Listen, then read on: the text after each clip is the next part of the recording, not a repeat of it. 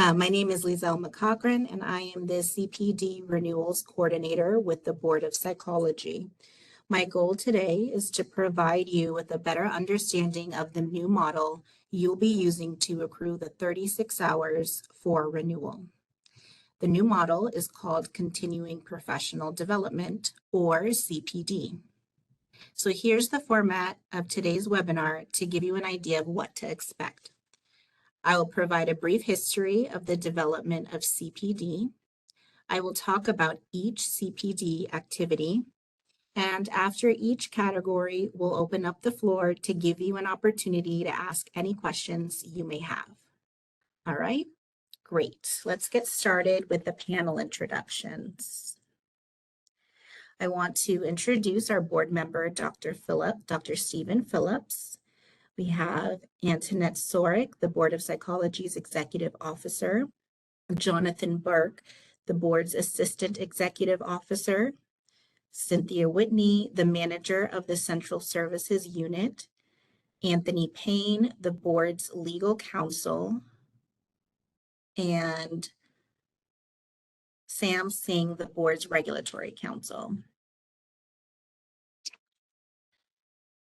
Oops. So attending the full duration of this meeting or of this training will give you 3 hours of CPD credit towards the laws and ethics requirement. This training falls under CPD activity self-directed learning, which we will talk about soon. And we can talk more about this at the conclusion of the training. This meeting is being recorded and will be posted to the CPD website. So here's some background on why CPD was created. Back in 2012, the Association of State and Provincial Psychology Boards presented a new model of continuing education, the Continuing Professional Development Model. That same year, the legislature wanted to know the board's efforts in continuing competency. The board's response to this was that it was working to replace the single requirement of traditional continuing education courses with a more robust continued competency model. Thus, CPD was born. The board first introduced CPD language in 2015, and it was approved in 2017. That same year, the CPD regulatory package was submitted to the Department of Consumer Affairs. Now, let's take a look at some of the CPD requirements. So CPD has required training, 4 hours in the subject of laws and ethics, and 4 hours of training in cultural diversity and/or social justice. These 8 hours are considered part of the 36-hour CPD requirement. CPD consists of 15 activities grouped into 4 categories. These 4 categories are professional activity, academic, sponsored continuing education, and board certification. With the exception of 100% ABAP board certification, which we will be talking about, that's category 4, a licensee shall accrue hours during each renewal period from at least 2 of the 4 CPD categories. So here is CPD learning category number 1, professional activity. Activities listed under category 1 are peer consultation, practice outcome monitoring, professional services, conference and convention attendance, examination out functions, expert review consultation, and attendance at a California Board of Psychology meeting. So here is peer consultation. This is just a more robust, what you see on the screen is a more robust definition. I'm just going to give you a condensed version. Peer consultation includes, but not limited to, case consultation, reading, or research groups. Record of this activity should include the date, type of activity, and total number of hours. If you choose to do peer consultation, nothing less than an hour will be accepted. A maximum of 18 hours can be applied towards this activity, and 1 hour of the activity equates to 1 hour credited. I want to add that you are able to have multiple half-hour meetings as long as the meetings in total are no less than 1 hour and no more than 18 hours.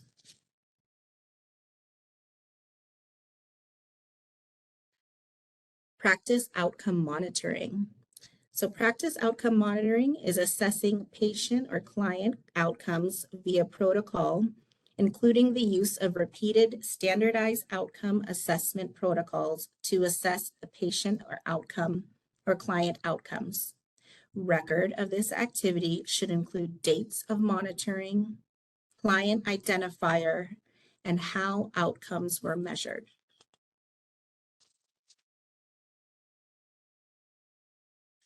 A maximum of 9 hours can be credited towards this activity. One patient of practice outcome monitoring equates to 1 hour credited. An example of practice outcome monitoring would be, let's say a client came to you who had depression, and as the clinician, you would administer a test for an official diagnosis and propose treatment actions. After a couple of months of treatment, you would retest the patient again. So this retest will tell you the patient's response to therapy. So the act of testing and therapy and retesting for one patient equals 1 hour.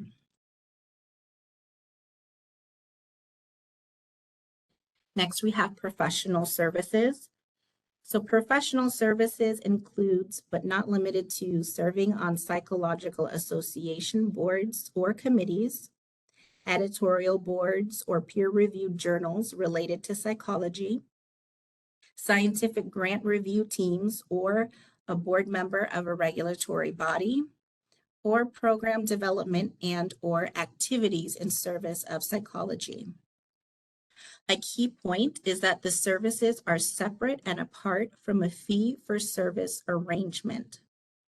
Record for this activity should include board or program name, role of licensee, dates of service, and term of service.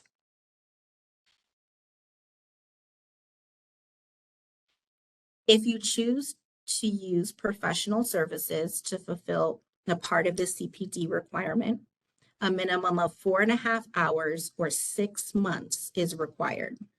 A maximum of 12 hours can be credited towards professional services. So 1 year equals 9 hours and 6 months equals 4.5 hours.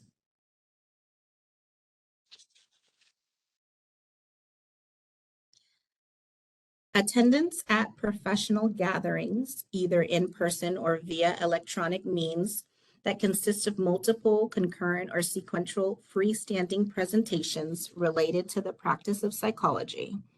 An important fact is that these hours are in addition to the CE provided at the conference or convention. Record of this activity should include the name of the conference or convention attended, proof of registration, and date of the conference or convention. A maximum of 6 hours can be credited to this activity. One full conference day is 1 hour credited. So to further clarify, here's an example. Let's say you attend a 2-day conference that gives you 12 hours of credit. You would receive 2 more hours in conference convention attendance. So you would have a total of 14 CPD hours. Next, we have examination functions. Examination functions is serving in any function related to examination development for the board or for the development of the EPPP. Record of this activity includes the name of the exam, dates of service, and number of hours. A maximum of 12 hours can be credited to examination functions. 1 hour of service equals 1 hour of credit. If you are interested in assisting with examination development, please contact the licensing unit via email at BOP licensing, so BOP licensing at dca.ca.gov.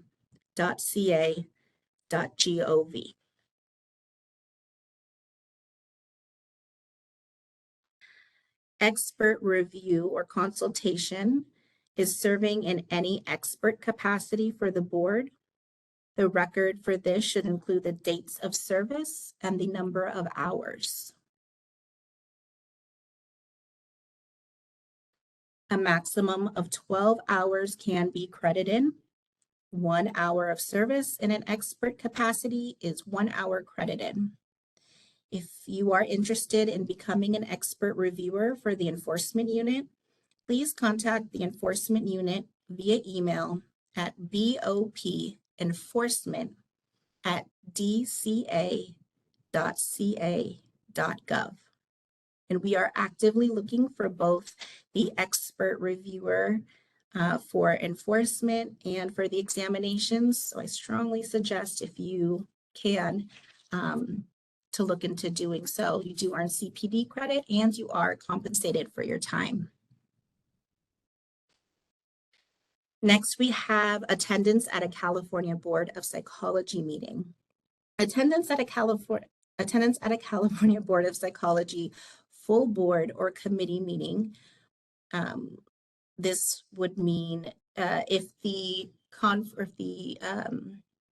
meeting is published or noticed as with a physical address, then you will need physical attendance is needed for credit. And then if it has a WebEx, then you could just log on to the WebEx, and that's how we know that's considered the sign-in sheet. So, but for your records, you would keep the date of the meeting, the name of the meeting, and number of hours attended.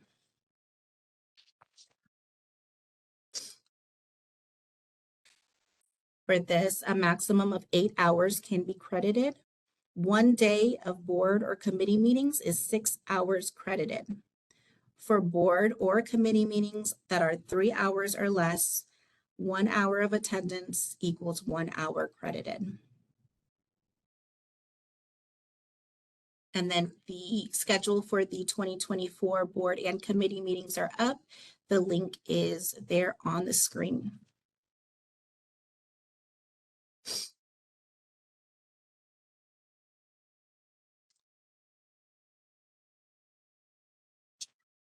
So now we're going to open up the floor for any questions you may have. Here's the instructions on how to ask the questions. All right, this is the moderator. So if you would like to ask a question, you may raise your hand by clicking on the hand next to your name. If you've called into the meeting, just press *3 to raise your hand, press *3 again to lower your hand. Also, if you want to lower your hand, and you've clicked on it, you can just click on it a second time. If you've called in, if you're looking at the meeting through your cell phone, you can click on the ellipses up in the upper corner and select to raise your hand. We ask that you limit yourself to one question at a time, just to make sure that everyone gets to ask a question. So let's get started with these requests. All right, and the first one, our first request for a question looks like it's from some type of internet address with DMARC in it. So you should see a prompt to unmute yourself. Go ahead and click on that.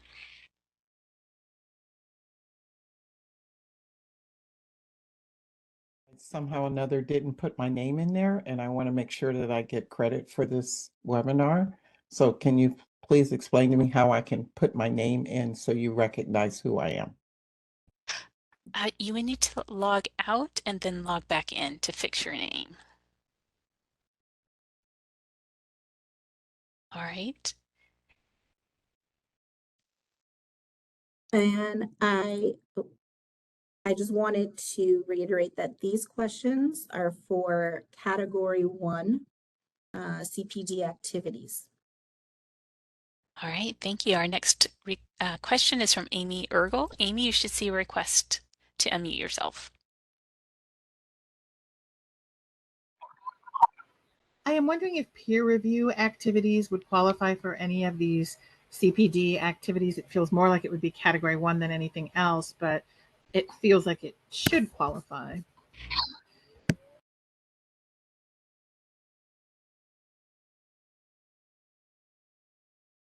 When you're saying peer review, like reviewing journals, or specifically, what are you referring to? Because that might be a later one. We have publications might be similar to what you're referring to. If not, then self-directed learning. But for peer consultation, that's case consultation, reading, or research group. So I think what you're referring to may be an activity later on. All right, the next question is from Andrea. Andrea, you should see a prompt to unmute yourself.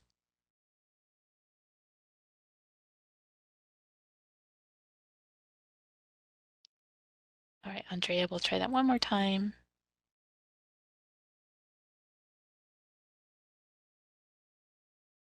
All right, Andrea, you're unmuted. Make that HIPAA compliant, or what kind of regulations you want when you're doing the client outcomes? Are there more guidelines somewhere else, or can you explain them if there are specific guidelines that you would want us to use?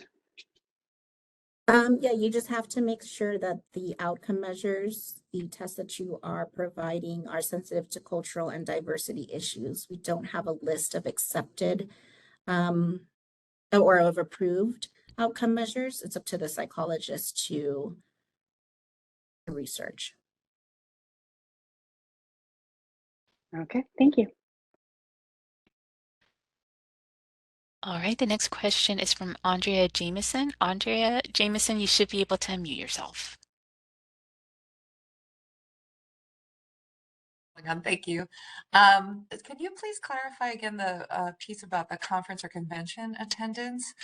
Because you can claim an hour per day of the conference, was my understanding, but then it also sounded like you also can get credit for the individual number of like CE provided things that you attend within the conference, because I believe you said that you gave the example where it totaled to 14, but the document I'm looking at for the CPD tracking says it's a 6-hour maximum. So I wasn't sure how to, well, I'll stop there. If you could please clarify. Thank you. Yeah, no worries. So with the conference convention attendance, yeah, so typically conference or attending a conference will give you CP or CE hours, right? Because they're approved by APA or CPA. We're gonna, discuss that part later. But let's say they give you 8 hours and it was a 2-day conference. For each day attended, you get an extra hour. So let's say if it was, they gave you 8 CPD hours for attending the breakout sessions, you would get 2 more under this conference convention attendance category. All right, the next question is from Alejandra Martinez. Alejandra, you should be able to unmute yourself.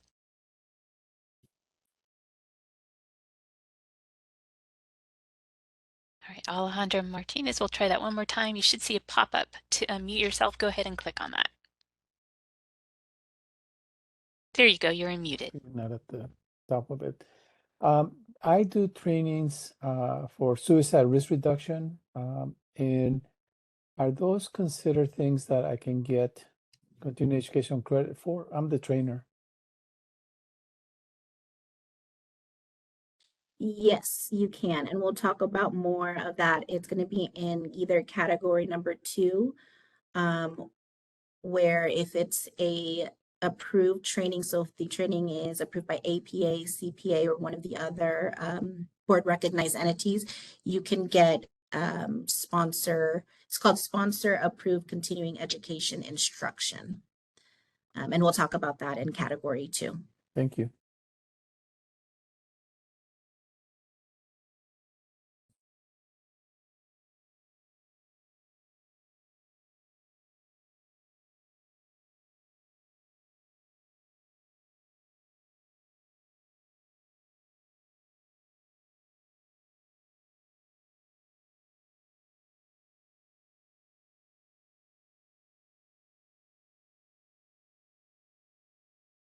Hi, I didn't hear you call my name again, but I saw the prompt. This is Amy Ergo calling back again or chatting in again.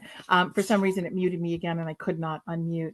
When I was talking about peer review, I was really talking about ongoing professional practice evaluation where peers review each other's clinical work. So it's not peer reviewed journal articles, it is a peer review of clinical practice. Would that count under the consultation piece? Professional consultation? I would say yes, because you are going over your cases, right? That's considered case consultation. But you don't do it together. It's usually a document review where you're looking at somebody else's documentation of their work and then you're kind of giving ratings. And so it's not supervisory, it is peer. And then that feedback is usually given by a supervisor, though not by the peer. So there isn't really like it's not like a case conference. It's different than that. It's an evaluative process of somebody's usually clinical documentation. It's done in medical fields. It's done in and it is starting to be done in behavioral health. Got it. Well, from what peer consultation is more live interaction, face-to-face interaction. So it doesn't sound like that would qualify as peer consultation.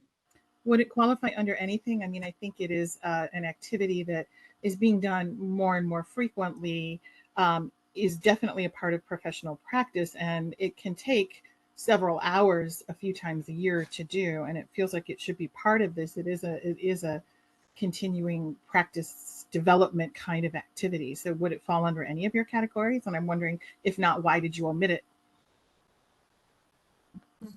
That's a good question. Yeah, it doesn't sound like it falls under any of the other categories, but we down the road, we will be looking over, the regulations again, and it's something that definitely we could add to the discussion of adding.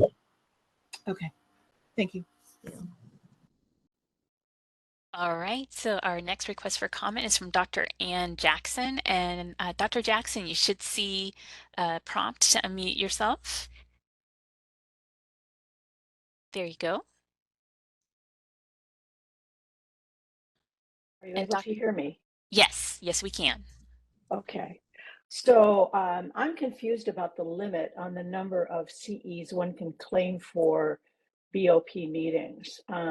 Understand it's 8, but if a meeting such as this one also provides credit for laws and ethics under self-directed, does that mean only 5 more CEs can be claimed for BOP meeting attendance, or do 8 remain to be claimed as BOP meeting attendance under meeting attendance? Sorry, could you repeat that question one more time about the meeting? So I'm just confused about the limit on the number of CEs one can claim for BOP meetings. For example, this meeting provides credit for laws and ethics, self-directed, under self-directed. So does that mean that only 5 more CEs can be claimed for BOP meeting attendance in the cycle, or do 8 remain to be claimed as BOP? Eight remain to be claimed. This is Dr. Okay. Phillips. Thank you. This is not a board meeting. We're not meeting in a full board, nor is our committee present here. Okay. So this is just a separate activity that would go under self-directed learning. You'd still be eligible for the 8 hours for attendance at board and committee meetings. All right. Thank you. Sure. All right, next we have Amanda Sion Walker. Amanda, you should be able to unmute yourself.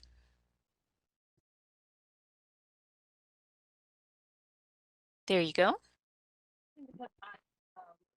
I work as a professor at a university. I'm sorry, Amanda, And I you're really wondered- soft. Can you speak up a little more? Oh, okay. Hopefully she'll raise her hand again. We'll take Aranza Lopez next. Aranza Lopez, you should be able to unmute yourself. I had a question regarding the peer consultation. I thought you said that the minimum amount of time to be spent was an hour, and I am just wanting to clarify if this is the usual 50-minute psychotherapy hour or if it has to be 60 minutes.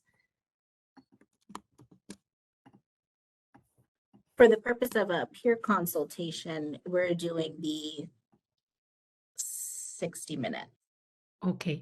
And did you say something about multiple half hours? Because that's where I got confused. Yeah, I was just using an example. So some people say they only meet for 30 minutes at a time, and if that was acceptable.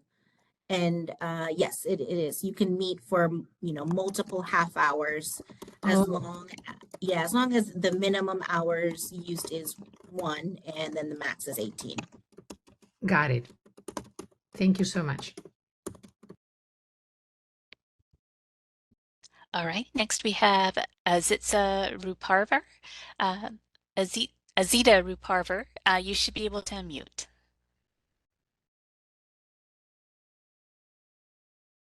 There you go. You hear me? Yes. Hi. With regards to the conference attendance that you mentioned that we are able to get additional hours, if we are viewing a conference subsequent to the date that is occurred, but we are viewing it on demand, are we still able to accrue those additional full-day conference hours in addition to the CE hours? No, unfortunately not. You would need to have attended live. So even if some have it on webinar or WebEx, that's fine, but watching a recording of the conference wouldn't give you that credit under conference convention attendance. You possibly still could get it under sponsored CE, which we'll talk about later. You know how they just give out the 8 hours for watching or attending, but it wouldn't be under conference convention attendance. So it would be only within the 27 hours that we are able to accrue the CEs. Is that correct? But nothing else? Yes, watching a recording would only be under the 27 hours. Okay, thank you. And I just wanted to add, the thought behind that was that attending a conference brings you into contact with your colleagues, and that in being in contact with your colleagues, catching up with them, perhaps talking about changes in psychology or changes in practice, that you're gathering additional information.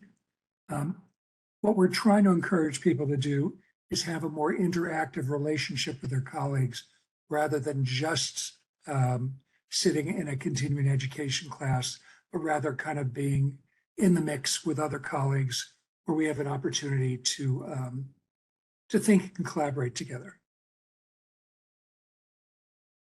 All right, this is the moderator as we continue taking questions about category 1. The next person with a question is Betsy Levine Proctor. Betsy Levine. Betsy, you should be able to unmute yourself.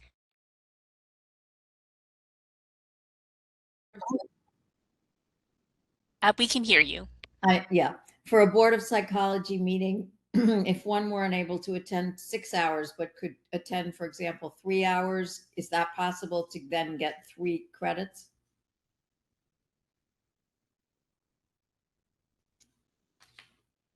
Hello? So you were saying if attending for 3 hours, how many hours would you get credit in? Is that what you're?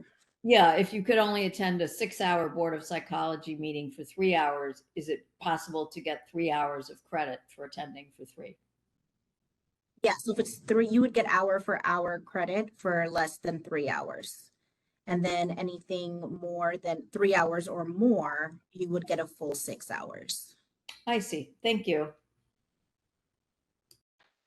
All right.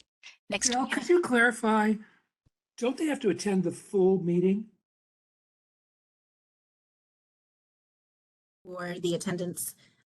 Yeah, so if like, let's say a board meeting went on, or a committee, let's say a board or committee meeting went on for 4 hours and that was the full duration of the meeting, then we would provide 6 hours credited, and attendance for the full meeting is required. Yeah, I think we gave the impression that we could get hours up for going to a part of a meeting, but the reality is you have to attend the entirety of the meeting. Oh, yes, that's correct. All right, next we have Dr. Anthony Zamudio, and Dr. Anthony Zamudio, you should be able to unmute.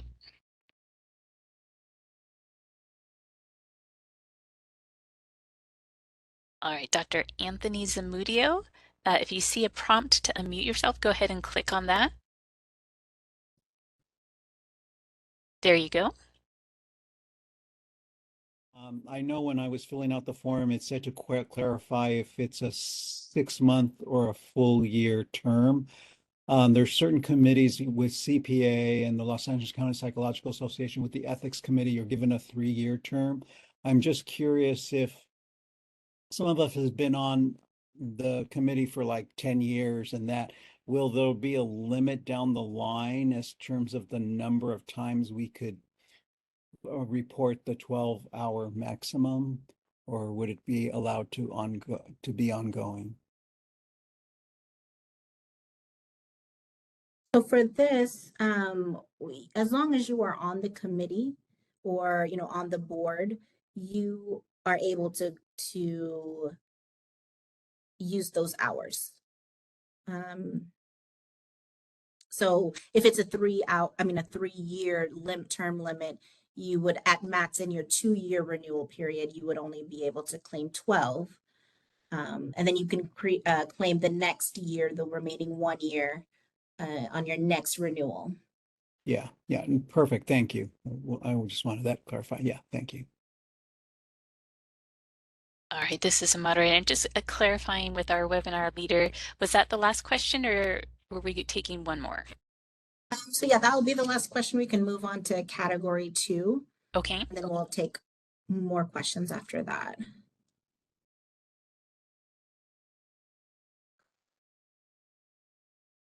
So for category or CPD learning activity number 2, under academic, there is academic coursework, academic/sponsored approved continuing education instruction, supervision, publications, and self-directed learning. So academic coursework is completing a doctoral level course. Record of this activity is a transcript with evidence of a C or higher or a pass. A maximum of 18 hours can be credited to this activity. The course can only be taken once during the renewal period. And 1 semester unit equals 6 hours credited, and 1 quarter unit equals 4.5 hours credited.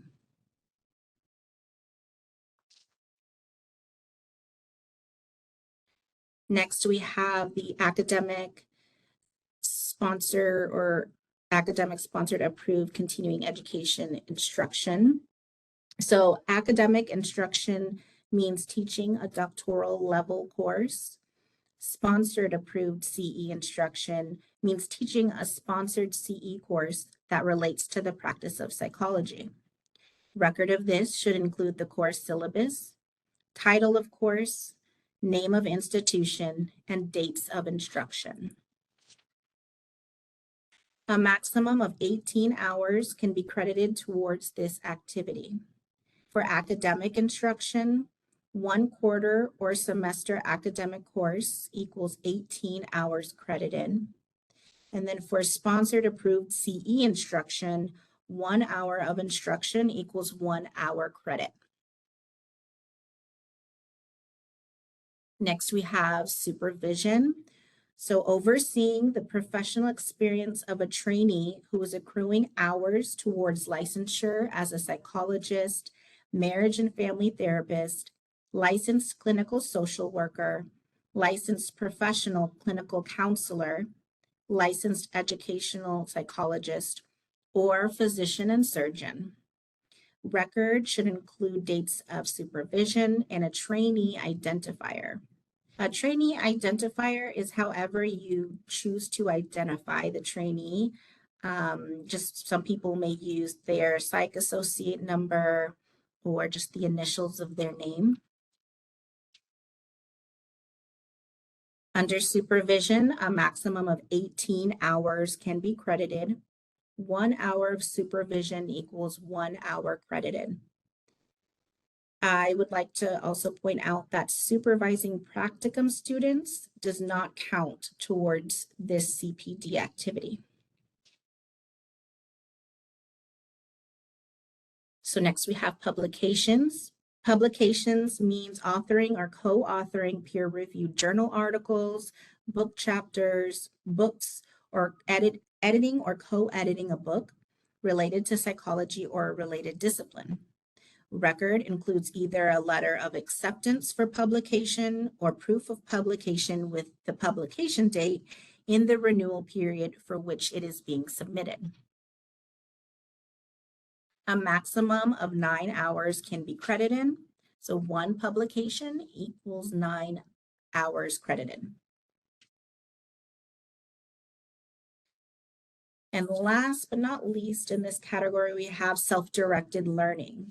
So self-directed learning is independent educational activities focused on maintaining, developing, or increasing conceptual and applied competencies that are relevant to psychological practice, education, or science, such as reading peer-reviewed journal articles or books, watching videos or webcasts, or listening to podcasts. Record of this should include the medium. So was it a journal article or a book, the topic or title, and the total number of hours. A maximum of 6 hours can be credited. 1 hour of activity equals 1 hour credited. So now we're going to open up the floor to any questions. We're just going to stick to questions related on CPD Activity 2, academic. Okay, let's open up the floor. All right. We have Anna Hoffman. So Anna, you should be able to unmute.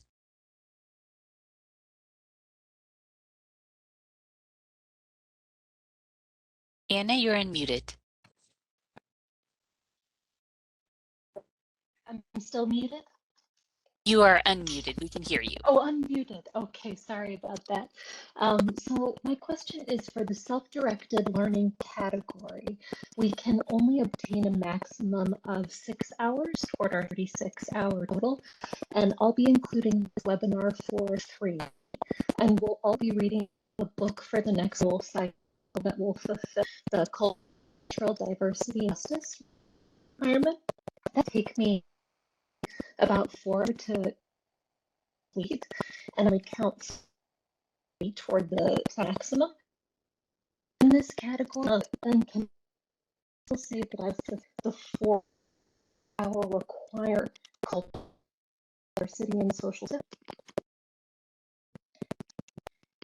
So since the maximum can only be 6, you're going to need to pick one or the other, I would say. So if you're going to use this towards the 3-hour laws and ethics, then you would have to get 1 hour somewhere else for laws and ethics, and then again 3 hours for cultural diversity, 1 hour somewhere else, because only a maximum of 6 can be here. Or you can just use all 4, all 4 hours for the book. Yeah. Okay. All right. Next, we have Justin Costello. Justin, you should be able to unmute yourself.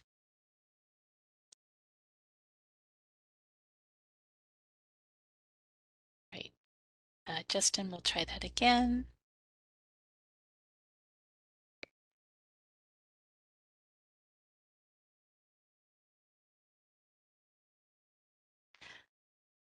All right, Justin, you are unmuted.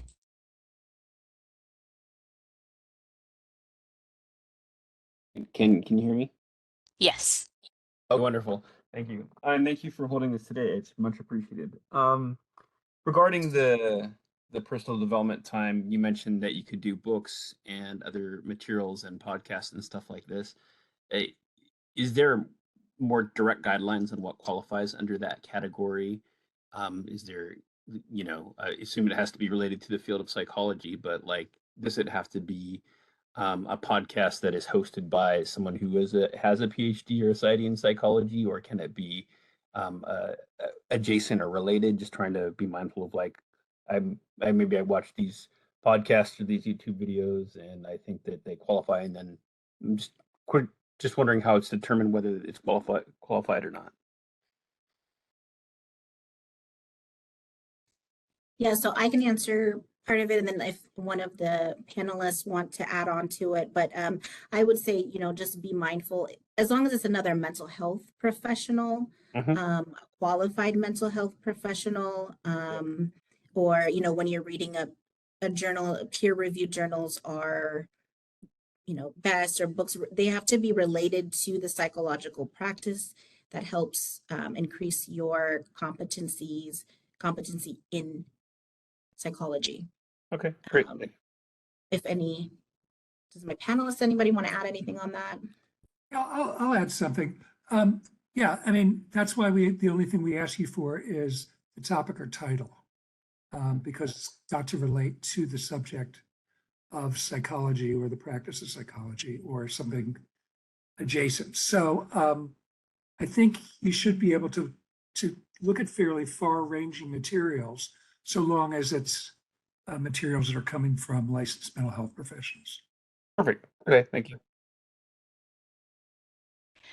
All right, next we have Dr. Astrid Reyna. Dr. Astrid Reyna, you should be able to unmute. The publication of a journal article. Do you claim the time in the year that the article is published rather than when you start that process? And I apologize if I missed exactly when that gets claimed. So I believe it said it was up to 9 hours. Yes, so you could do so for the record, it would need to be a letter of acceptance for publication, which needs to be in the renewal period, or proof of publication with the publication date in the renewal period. Okay, that's super helpful. Thank you for that. All right, next we have Dr. Edward Margines. Dr. Edward Margines, you should be able to unmute.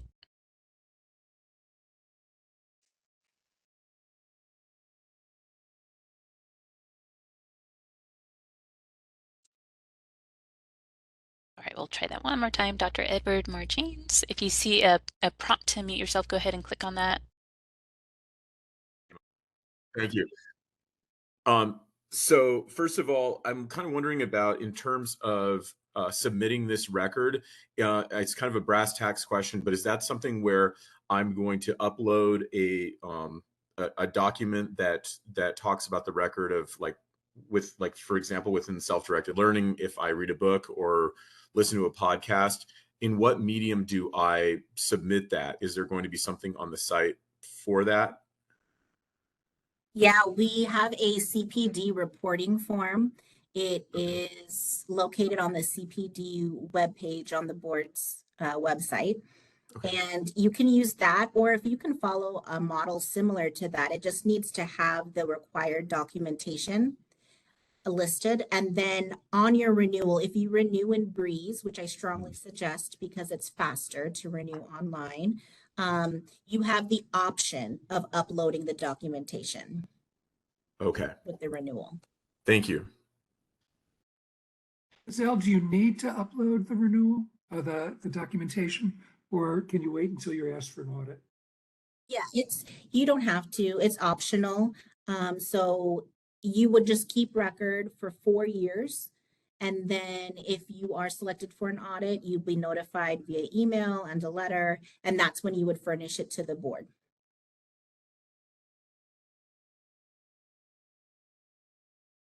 All right, next we have Luana Turner. Luana, you should be able to unmute.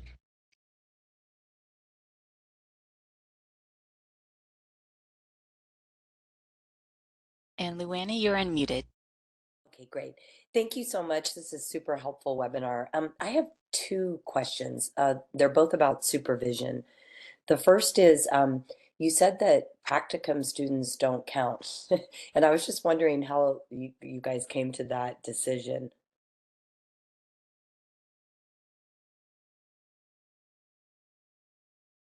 I'm gonna defer to the panelist. Anyone on the panel want to? I think the thought was that the type of supervision we do with more advanced students comes closer to the type of work we do ourselves, whereas supervising practicum students can sometimes be a much more straightforward process. So it's not that we obviously appreciate all the supervisors who work with practicum students, but it's not quite as sophisticated a work as working with an intern, someone that's accruing their hours. Because there's no hours accrued for licensure during practicums. So that's where we draw the line.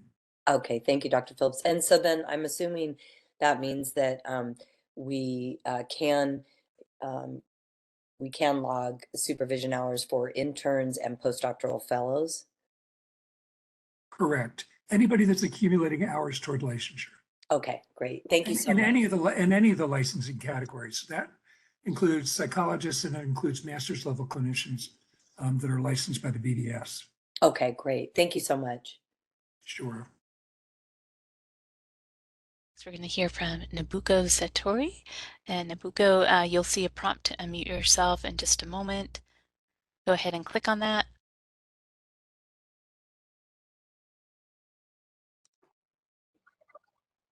Great.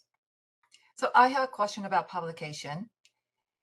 And does a self-published book through such a medium like Amazon.com, does it count? And also the book, can the book be in non-English language in another country, in non-US countries?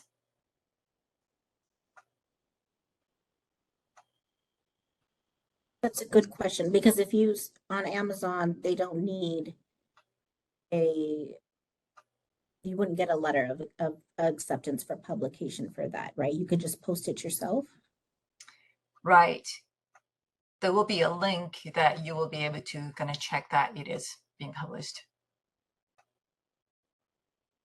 I would say yes, because you are authoring a book related to the psychology or a related discipline. Right. But then you also added that if it's another language, I would say yes. But again, I'm gonna ask my panelists if they agree or what their stance on that is. Sure. It's me again. Oops, turn my video off. It's my understanding that for a journal article, it would need to be peer reviewed, but for the remainder of book chapters, books, editing or co-editing a book does not necessarily need to be peer reviewed. So a self-published work that's related to psychology or a related discipline should be sufficient for your purposes. Since you're not getting a letter of acceptance for publication, then you would have to publish within that licensing period. Now, if you're republishing a book in another language, that's not quite the same as publishing the book the first time. So I don't think that that would necessarily count. But if you're publishing it for the first time in another language, that should be sufficient for our purposes. Thank you. All right, next we'll hear from William Britt III. So William, in a moment, you will have a prompt to unmute. Go ahead and click on that.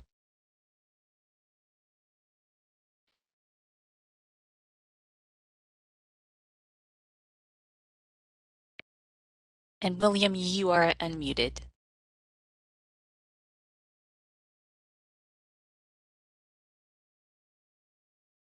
All right, William, if you're speaking, unfortunately, we can't hear you.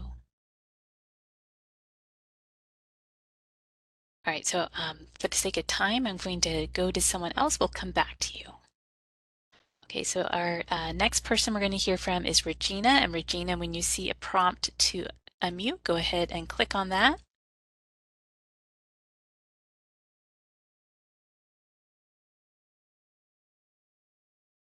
And Regina, you are unmuted. Can you hear me? Yes. Okay, great. Yeah, so as you see, I'm just asking, wanting to make sure that I get credit for attending this meeting. I only entered my first name, but I did enter my entire email when logging in. I know you answered someone earlier about logging out and logging in, and I tried doing that, but I didn't have an option to update my name. So, I mean, I can tell you my last name right now, or is having my professional email enough for this to be counted that I attended? Yeah, your attendance is counted. You just would do on your records, you would just to make sure to include today's date, that it was a webinar, the CPD informational webinar, and then the total number of hours you were here. Okay, so you have a record of my attendance, even though I only entered my first name, but I entered my complete professional email address. Like that's enough. Right. Okay.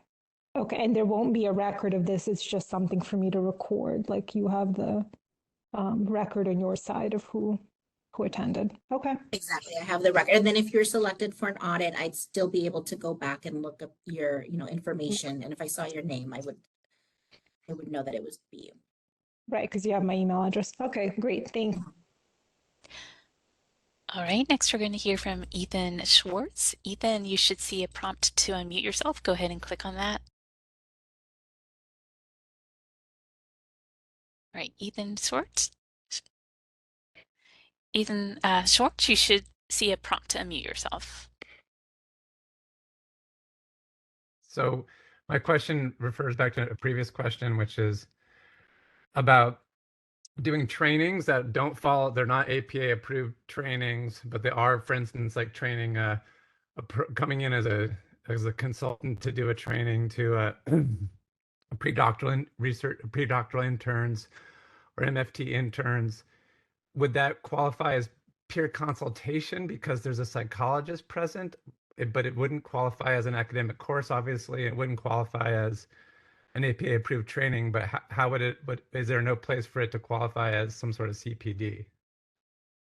Good question. So the presentation itself doesn't sound like it would qualify for the any CPD activity, but the time it took to prepare for that presentation when you were doing all your research, that could go under self-directed learning. So Okay. Does that make sense? It does, although I mean, it seems like if we're being asked to, I mean, if I'm training pre-doctoral interns and I'm training MFT interns, this is something I've been doing for years. If it's not actually an academic course, it's certainly furthering psychology, and it's certainly literally impacting people as they work with people. So I'm surprised that there isn't a place for that, especially if there's ways to document it as part of a program. Yeah. Yeah, okay. Does any of the panelists have anything to add to that?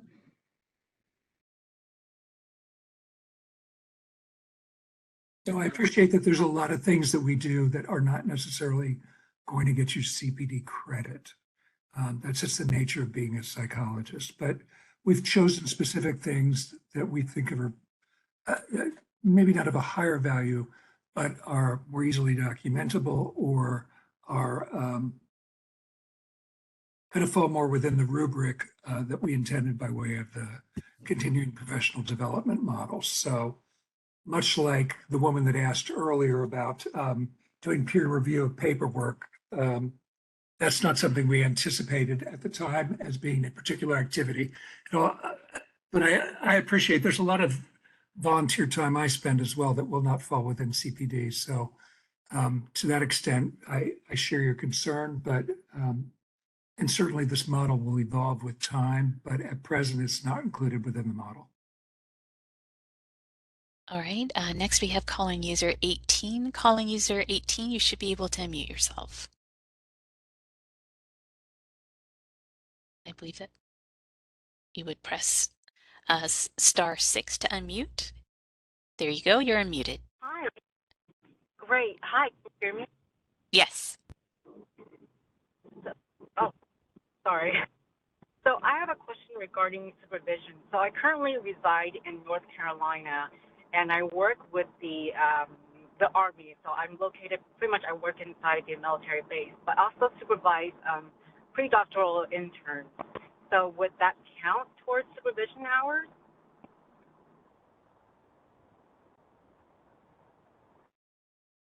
Doctor, are you talking or referring to like psychological associates or another type of mental health provider?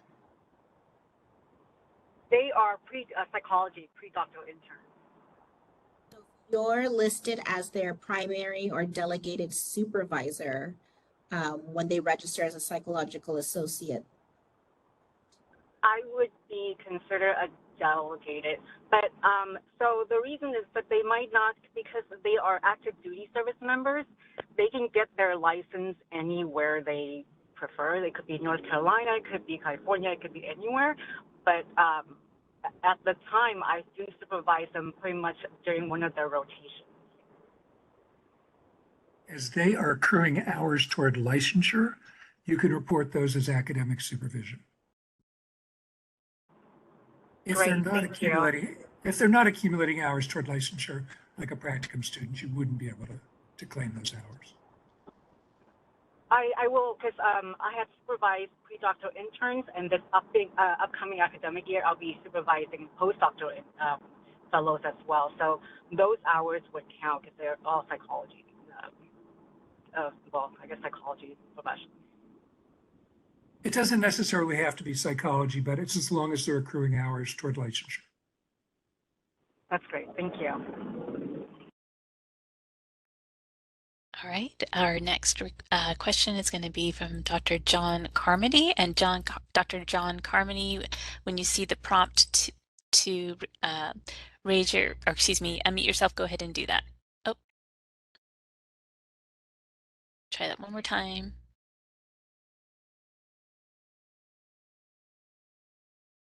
Okay, Dr. John Carmody, you should be able to unmute. And you're unmuted. Unmuted. Yes, Dr. Carmody, we can hear you.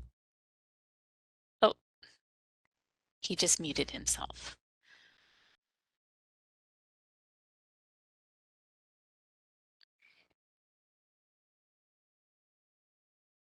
All right, we'll go with Dr.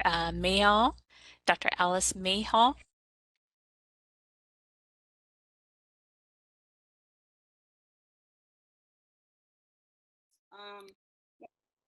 Just first of all, is there an easier format so that we can see what y'all are saying on these pages? Do you have a PDF of the pages that we're seeing on our screens, or the website that might show something that's simpler? Yes, we do. We have the CPD web page. So if you go to the psychology's website, which is psychology.ca.gov, there on the right-hand side under quick hits, it'll say continuing professional development, and you click there, and then it'll list all the activities. And if you scroll down further, you'll see a recording of last year's webinar. We have an FAQ on there, as well as the CPD reporting form. Okay, I appreciate, because certainly I am experiencing this as extremely confusing. So maybe it's that I've been in the business for a long time, but if I'm getting this correctly, what we used to do, the 36 hours, that the only equivalent currently would be 6 hours of self-directed learning. That those 6 hours are the only place that we're seeing a direct overlap of how we used to get credit. And this is a good segue. This question's a good segue to our next CPD learning activity, because CPD learning activity 3 is basically what the traditional CE model was, minus the live requirement. So yeah, we're going to just talk about that next. And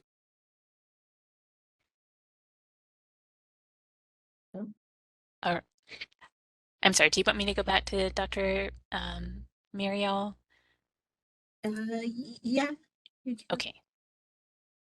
I apologize. Let me.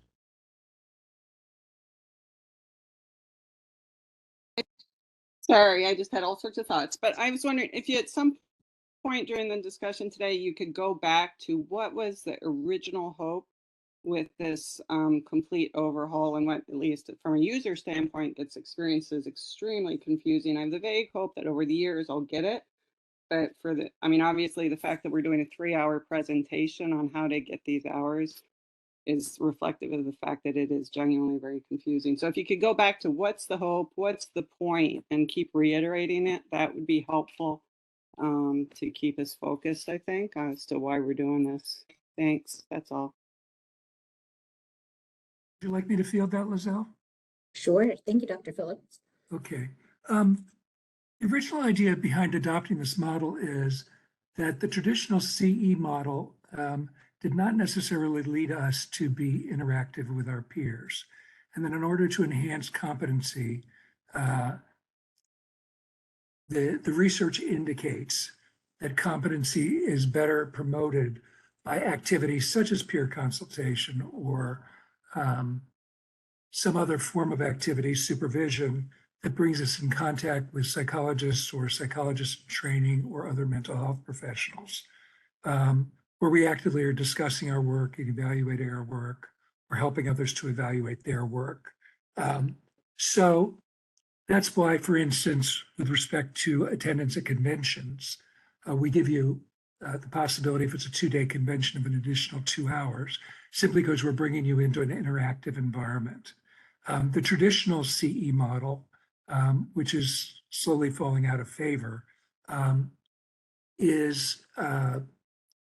be done kind of in a vacuum. You can walk into a CE class or log on to a CE class and never really have any interaction with anybody, never get involved in an active discussion of your work or someone else's work, which is not proven to enhance competency as much as interactions with our peers.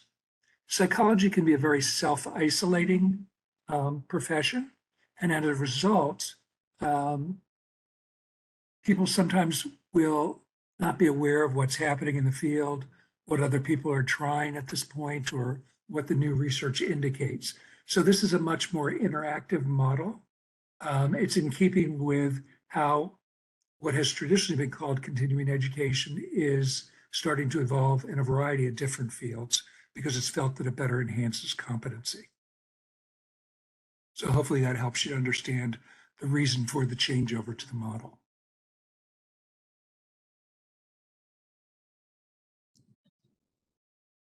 Thank you, Dr. Phillips. That was very well said. So that's a good segue to our next CPD activity, which is sponsored continuing education. So this CPD learning activity is similar to the traditional CE model that you are familiar with. The courses must be approved by either the American Psychological Association, California Psychological Association, Association of Black Psychologists, California Medical Association, and the Accreditation Council for Continuing Medical Evaluation. Also, those PRA, AMA Category 1 credits are acceptable. Record of this is the proof of attendance provided by the sponsor of the continuing education. So just basically your certificates of attendance. That's what's needed. For this category, you can only receive a maximum of 27 hours And then there is no live requirement for this. So if you chose to do the full 27 hours, distance learning or all live or a mixture of both, that is up to you. So that is category number 3. So we are going to open up the floor for questions regarding sponsored continuing education. All right, so we're going to start with Jack Wasserman. So Jack, when you see the prompt to unmute, go ahead and click on that. Oh, let's try that one more time.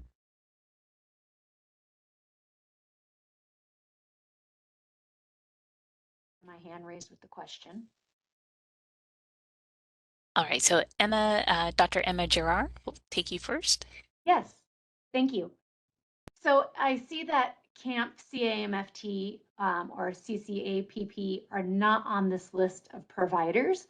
And we work at an agency that mostly employs only master's level therapists, so we do not offer APA. However, a few psychologists do attend these CAMP approved CEs. It looks like they would not be eligible for this category and may need to fall under then perhaps self-directed learning. Exactly, yes. So if it is, related to the psychological practice, but it's not approved by one of these entities, they can include that under self-directed. Thank you very much. Yep, because it comes up a lot. Yeah. All right, next we'll be hearing from Jack Wasserman. And Jack, when you see the prompt to unmute, go ahead and click on that.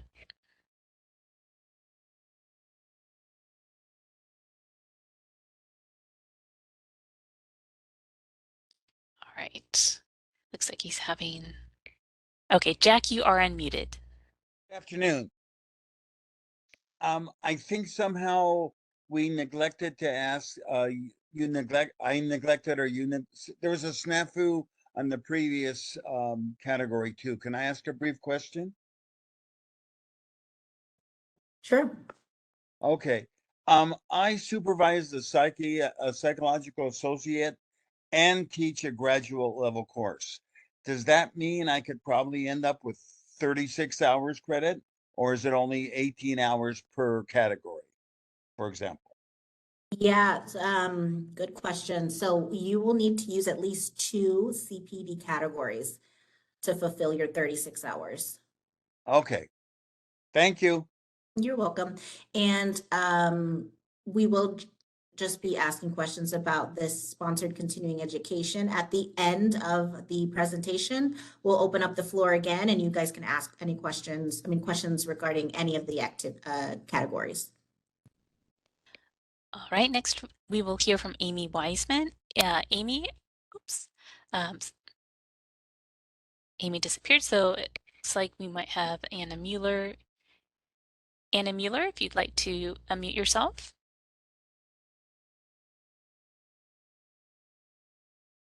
Can you hear me? Yes. Thank you. Sorry, this is just a quick clarifying question. You did mention that you will post this presentation to psychology.ca.gov. Will you be also posting just the series of slides you're presenting separately so people can get access to the slides? Yes, it's already uploaded there. So a recording of last year's webinar, as well as these slides, as well as an FAQ, are posted to the CPD webpage. Great, thank you. All right. Next, we have calling user number 6. Calling user number 6, you should see a prompt to unmute. Go ahead and click on that. I believe it's *6 to unmute if you've called in. There you go. All right. Can you all hear me? Yes. Wonderful. Okay. So I have 2 questions.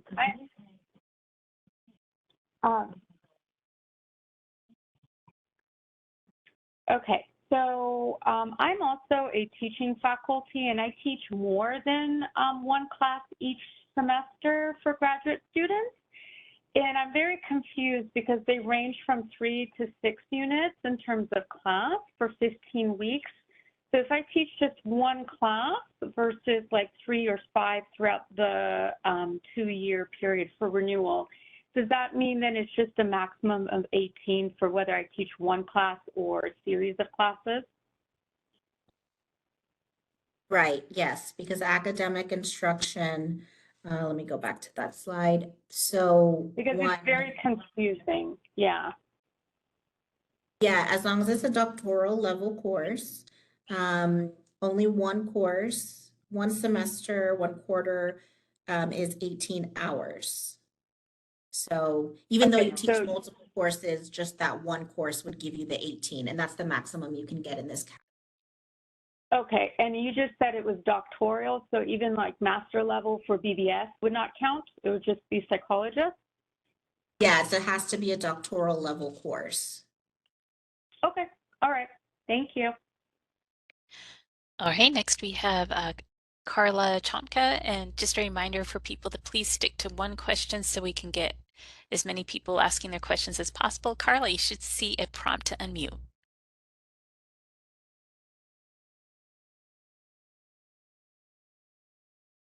All right, you're unmuted, Carla.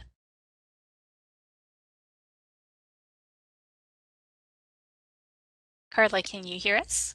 Yes, I can hear you. Can you hear me? Yes. Okay.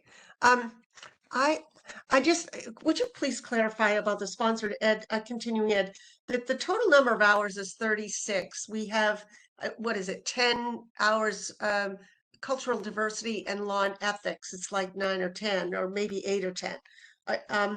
So I don't know if those are in a separate category, but if somebody did 27 hours in the continuing ed with other courses, and then did just online courses for the law and ethics and the cultural diversity, that seems like that's not, none of those hours potentially would be interactive with other people. Am I missing something here?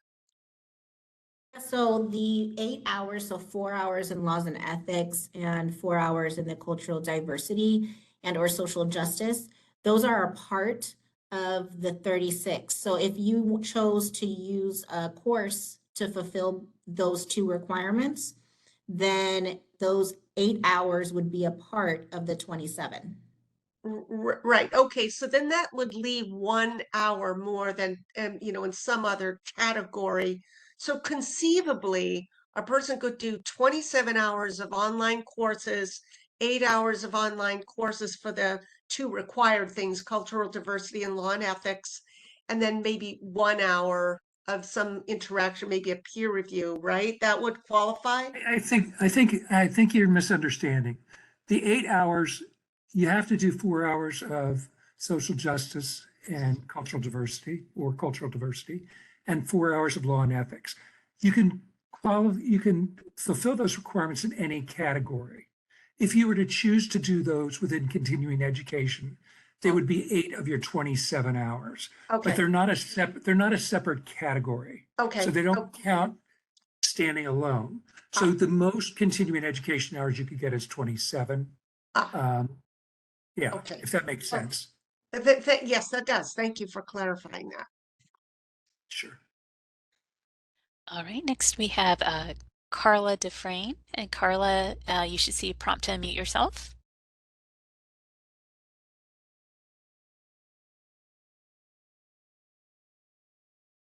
And Carla, you're unmuted. Can you hear me? Yes. Excellent.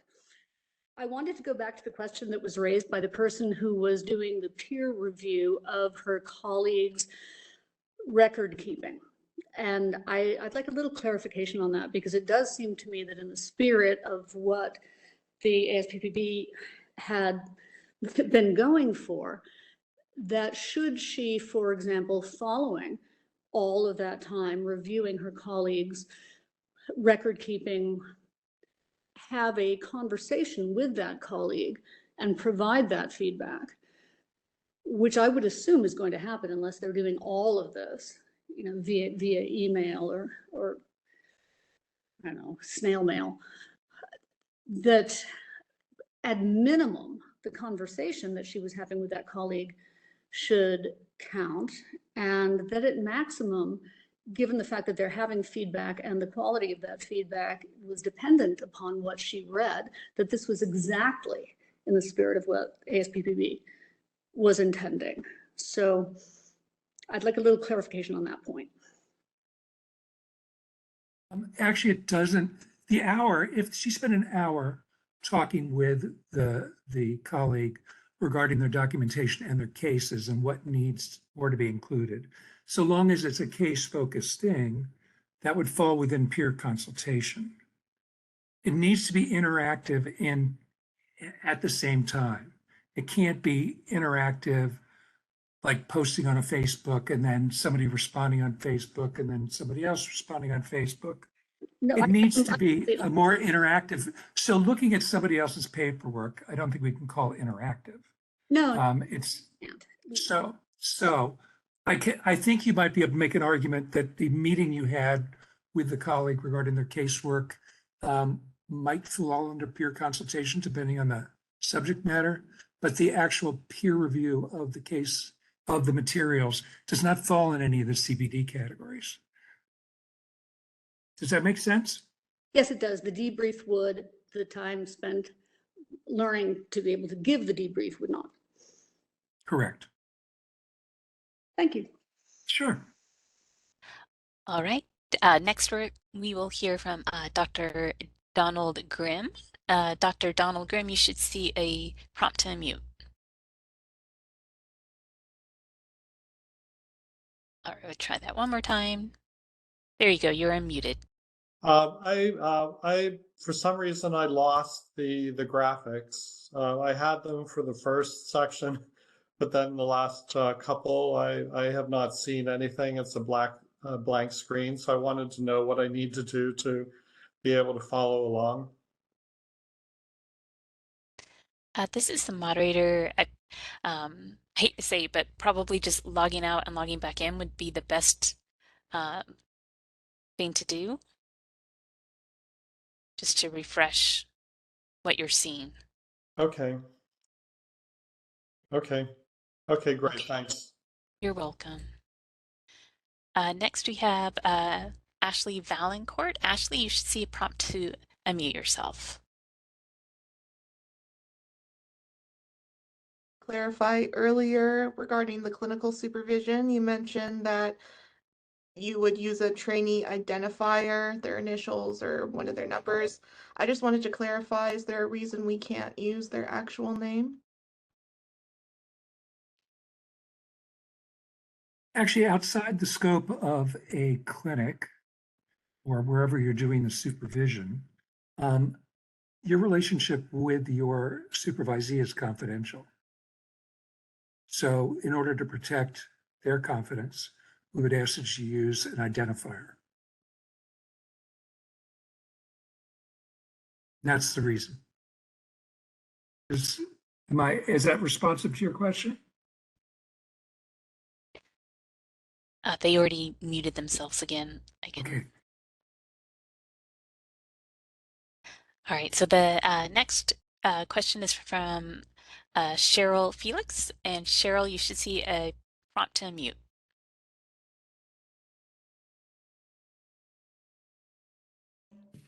Can you hear me?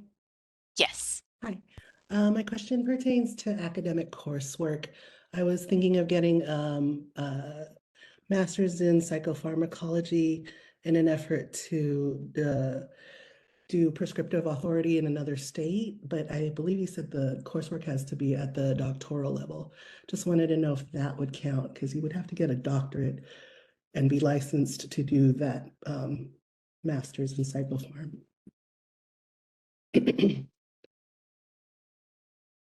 Yeah, so it has to be a, graduate level course to get the credit for that.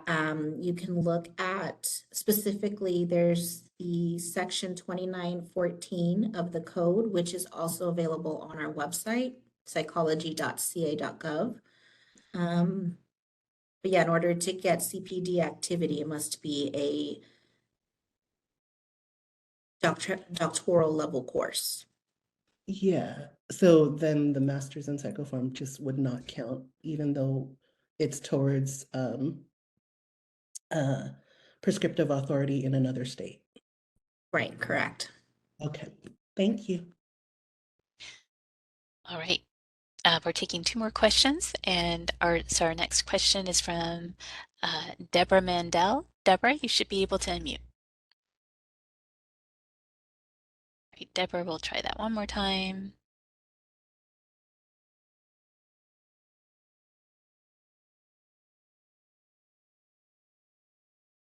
All right, we have David Piles. David? Hi, I don't know whether to just ask 2 questions or just go back and sign back in again. I have a question about if you're acting as a guest reviewer for a journal for a peer-reviewed article, does that count under any of the categories? It seems like it kind of does and kind of does not. Let me go back to the publications. Because if you are a co-authoring a peer-reviewed journal. No, it's not co-authoring. You're being asked to review as a guest reviewer an article that's been submitted for publication, but it's not yours. Mhm. Does that fit into any of the categories? It's kind of a peer review thing, but it's also kind of not. It's not publication, and it's not being on an editorial board either.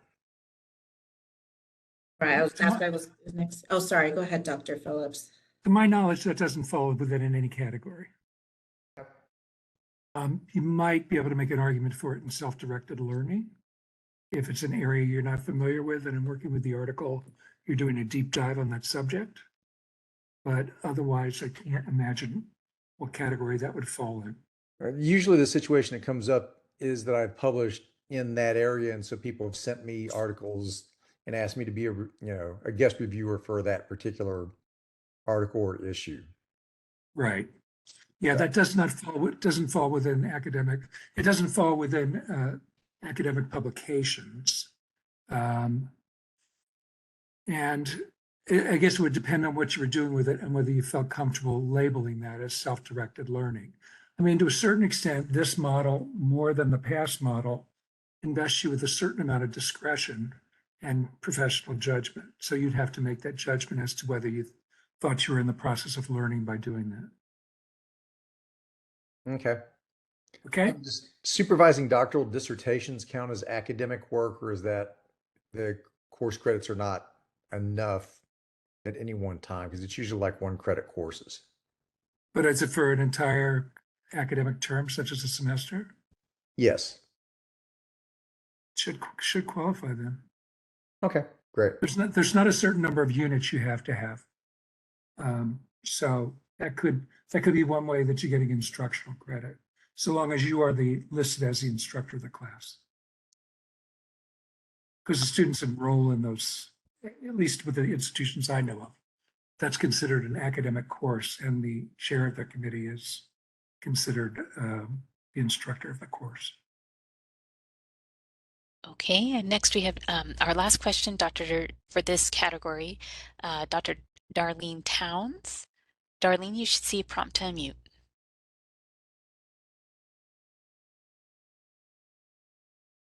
Last is that my question, I think, may have already been asked. But I just want to be sure and clarify this. So for the acceptable organizations, PESI would not be acceptable, even though it says on their CEs that they are approved, especially if it's a licensed psychologist teaching the course, that it was approved in California. They're advertising that. Yeah, with PESI, it can be tricky sometimes. So what I would suggest is contacting PESI directly and asking if that specific course is approved by one of these listed entities. And if they say it is, then yes, you can count it under sponsored CE. But if they say it does not, there is no approval, you may count it under self-directed learning. Okay, it does say it is.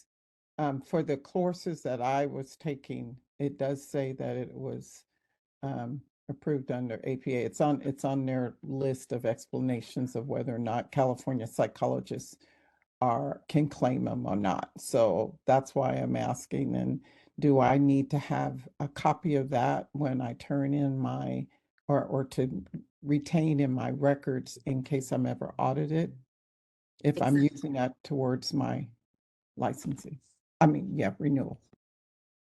And by the way, Dr. Phillips, your explanation was 100%. I am actually very happy for this change because I think it is important that psychologists are more interactive and not alone on an island. So thank you. Thank you. I think what you're asking is, I think what Ms. McCochran's saying and what I'm also going to say is you just need to make sure that it has APA approval or CPA approval or one of the other organizations, ABSI, CMA. And as so long as it does, and typically hopefully is listed on the actual certificate of attendance, what agency approved or which entity approved, there should be no problem taking that as continuing education. Thank you so much. Sure.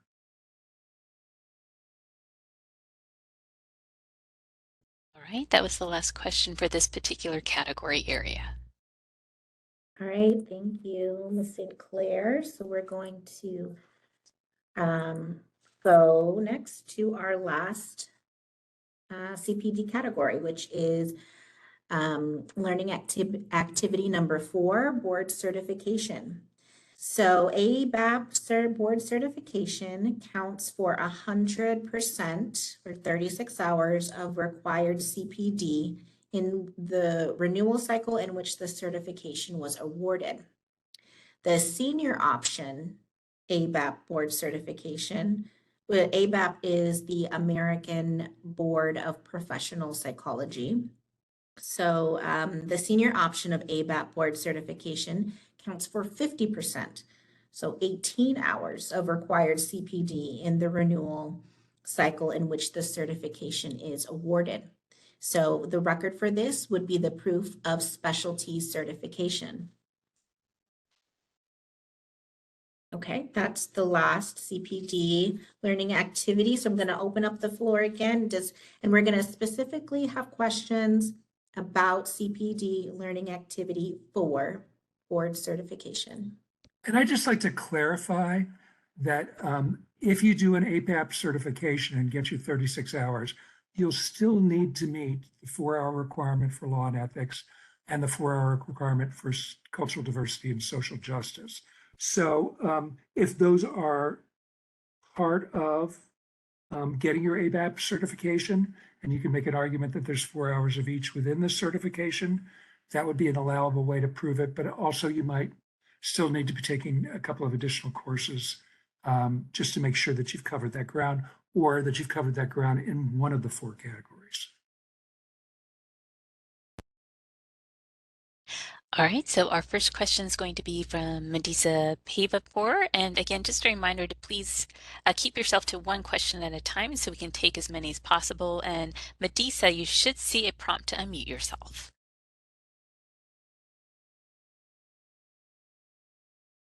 Okay, Medisa, you're unmuted. Is it okay if I ask that? We're cut off. Can you repeat that again? Oh, let me take this out.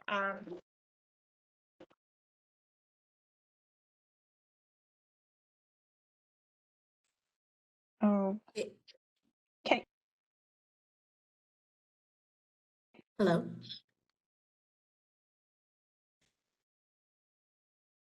Hello. Medisa, can you hear us still?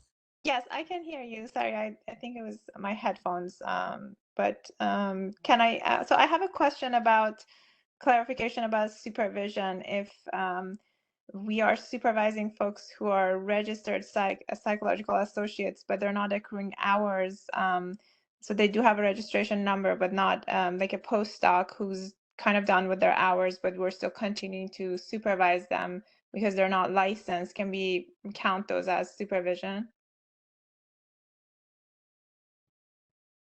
Simple answer is no. they have to be accumulating the hours toward licensure. So all the hours of supervision prior to the time that they've accumulated, while they're in the process of accumulating, do count. After they've accumulated all those hours, then your supervision hours no longer count toward the CPD requirement. They still may be necessary to your supervision responsibilities. Got it. And because I also had a student that was a registered psychological associate, but she was not yet entering into her formal internship to accrue her 1,500, but she had to be registered. That's not what I'm hearing is that I can't count those either. Was she acting in the capacity of a psychological associate under your supervision? Yes, yeah. And those are hours that she could count toward licensure, so they should be covered. Okay, okay. All right. Thank you. Sure. All right, next we have a question from Dr. Kojian. And Dr. Kojian, you should see a prompt to unmute yourself. All right, Dr. Kojian, we'll try that one more time. Do you see, click on a prompt to unmute yourself? There you go, you're unmuted.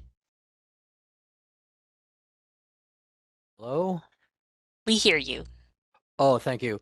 Obviously, we have a lot of questions. Everybody's on the learning curve. I had audio problems, so I didn't hear everything, so I apologize if this has already been answered. But is there a way to consult with the board on these numerous questions that we're all having and we're all learning? To consult with you, is that good? BOPCE at that website right there, at that email right there? If you, as you go through, if you have any questions, you can email me at bopce@dca.ca.gov. Perfect. That's perfect. Thank you. You'll probably be. All right, our next question is from calling user 29. And calling user 29, you can go ahead and unmute yourself. I believe that's *6. I will try that one more time. Calling user 29. There you go, you're unmuted.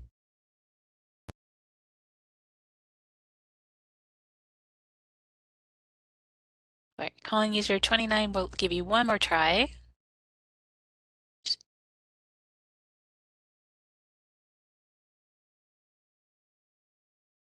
Hello? Right. Yes, we can hear you. Yeah, hi. This is Ann Rahan. I just want to know that my name is on the list. I've been attending this webinar the whole time. Just want to make sure that I can get credit for it. And then I have one more question. You'll definitely get credit for under self-directed learning. And okay. So can I ask a question about the continuing education? I'm just a little confused. Would that be okay? Sure. What's your question? Okay, so if the total is 27, so an 4 is for law and ethics and 4 is for cultural. So that kind of leaves 19, right, for the continuing education for the total of 27? Right. Okay, okay. So let me just stop you. You can get the 8 hours in any category. You could do it through self-directed learning. You could do it through attending CEs, obviously. You could take academic coursework. There's a variety of different ways you can get those 8 hours. So they don't have to necessarily fall within CE. But most typically for most people, they will fall within CE. Okay, and for the peer review, so if I am working with another psychologist in the group, so if we're consulting about a case, would that fall under peer review? Yeah, case consultation could fall under peer consultation, category 1. Okay, okay, thank you. Those are my questions. I appreciate it. And just to piggyback on Dr. Phillips' statement of how you can accrue the laws and ethics and cultural diversity and or social justice. So we, as a board, would just kind of recommend that you use an activity where you're taking in the information rather than providing it. So for example, the CPD activity of supervision, we wouldn't necessarily say that that is an activity where you can get information about cultural diversity and or social justice or laws and ethics. We're leaning towards something like self-directed learning where you're taking in the information, sponsored CE, peer consultation could be another way. Yeah, just to clarify that. All right, next we have Dr. Espinoza, and Dr. Espinoza, you should see a prompt to unmute.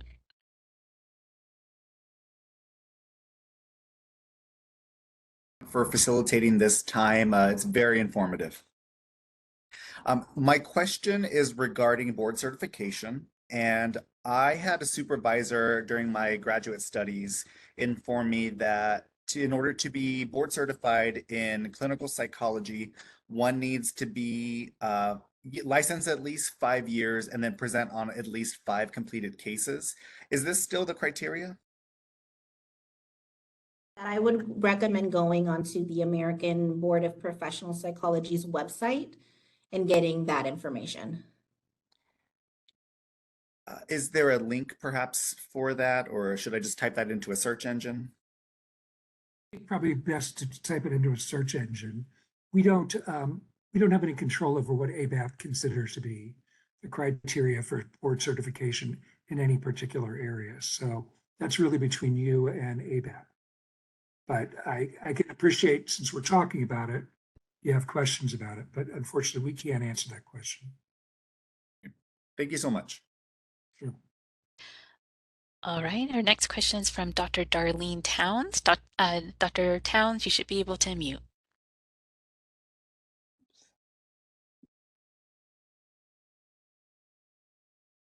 And Dr. Towns, you're unmuted. Am I still unmuted? Yes, you are. I was really trying to be obedient and wait until you finish category or activity 4. So I can wait for any callers that are actually asking questions about activity 4.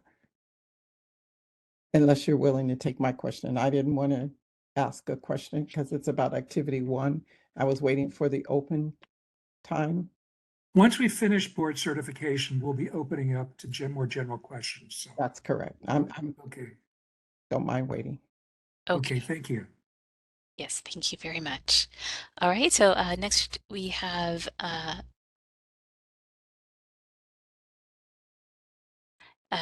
Dr.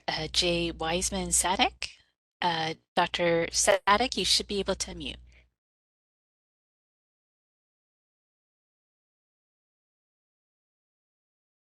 There are just so many of us on. I think many of us just raised our hands. So I'll wait.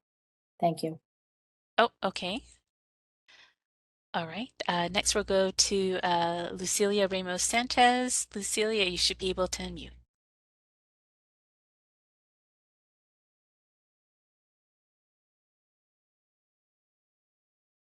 And Lucilia, you're unmuted. Hi, I guess everyone's waiting, but I feel like I've been waiting for like 3 different categories. So I'm going to go ahead and ask my question, even though it's about academic work. The academic instructor, I'm actually curious as to why only doctoral level courses are counted. If you're an academic instructor or a professor, or, if you teach a graduate level course, that they only count doctoral level courses, and why it wouldn't be like MFT courses or LPCC courses in a graduate level program for programs that are geared toward, preparing people for licensure at the master's level, since they are clinical courses. And I guess I wonder why that decision was made, because it excludes a whole lot of people who are licensed and also teaching clinical courses, graduate level work.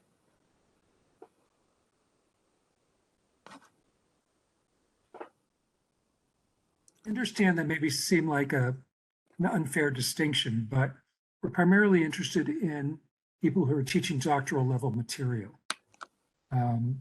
So for instance, you could teach a law and ethics class in a master's level program, but that law and ethics class would be different than a law and ethics class would be in a doctoral program. Yeah. So we want people that are disseminating information about the practice of psychology, which California requires a doctoral level. Now, that could mean that you're doing a master's level class within a doctoral program if there's not a terminal master's. So it might be within the first 2 years of the program.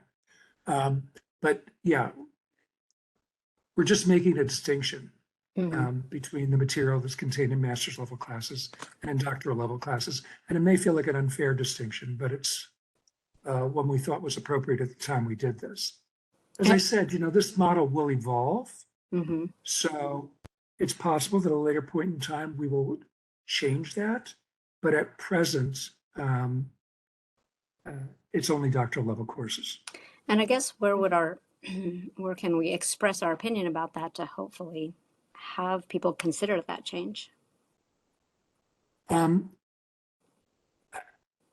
Ms. Sorek would be best one to you could send your concern to BOPCE at dca.ca.gov, but Ms. Sorek? Hi, yes, I would suggest anyone on the call today is more than welcome to attend any of the board and committee meetings. Not only will you get CPD credit for it, but it's also a good opportunity to engage with the board. And there's always opportunity for public comment during board and committee meetings. Last, I would suggest emailing the BOPCE email here. Ms. McCochran has kind of a running list of some things that may need to be refined in the continuing professional development regulations. And as we get a comprehensive list, that's something we can then present to the board for future refinement. So I hope that answers your question. It does, thank you. Sure. All right, and we're taking one more question for category 4. So we'll go with Dr.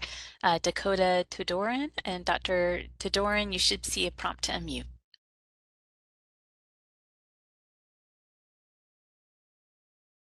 All right, Dr. Tudoran, you are unmuted. Can you hear me okay? Yes. Great. I think I myself, like others, are waiting for that open categories or to talk about other categories. So if I do need to wait, I can, but I raised my hand previously and was never called on. So what should I do here? Why don't you go ahead and ask your question and we'll close out number 4. Much appreciated. And I will be quick. This has to pertain to category 1. Practice outcome monitoring. I do need to understand, it sounds like there's no specified outcome measures, but when we, let's say, used a screener and we use that multiple times to assure that there is therapeutic efficiency or healing or whatever you want to call it, you put those particular measures, I'm assuming, and then when it comes to the dates, do you just put a range? Is that what we're doing? Or do we, if this is ongoing, how do we document that? Ms. McCochran? Yeah, so for the documentation, you can put the range as long as it's within your renewal period. So only include the dates that are within your renewal period. Right. And that's what I was under the impression. The other thing was, how are we to verify, let's say, those forms of documentation are called in by the board? I don't think it's a part of HIPAA compliance to pull up, client records and show those, records and outcome measures. So how do we assure that we are documenting that and providing documentation for the board, let's say? Yeah, so that's why we have there the client identifier. It could be a number system, a letter system, anything that if we did have questions, you would be able to refer to which client that was. Dr. Phillips, did you have anything to add on that? Yeah, I mean, psychologists often, and I'm going to do a little ad hominem here, but psychologists often feel that the board does not accord them enough respect and trust them enough to accurately report information. In this particular situation, if you tell us that a client identifier with the dates of monitoring and what measure you used, that'll be sufficient to our purposes. I don't think there's going to be many circumstances other than situations in which we become aware of, for instance, some other misrepresentation, that we would ask you much more about that. And we certainly wouldn't ask you to invade the protected health information of the client in that regard. So we're trusting you. Understood. Yeah, that's where my question and concern was, and so much appreciated. Thank you so much for your time. Sure. All right, so that was the last question for category 4. Right, so we're going to move on. As I said earlier, we do have a CPD reporting form. This is a useful resource to help maintain record of your CPD activities. And you can download this on the board's website, psychology.ca.gov. Licensees must retain their CE records for 4 years and will only need to furnish it to the board if selected for a CE audit. So what to do if you're selected for an audit?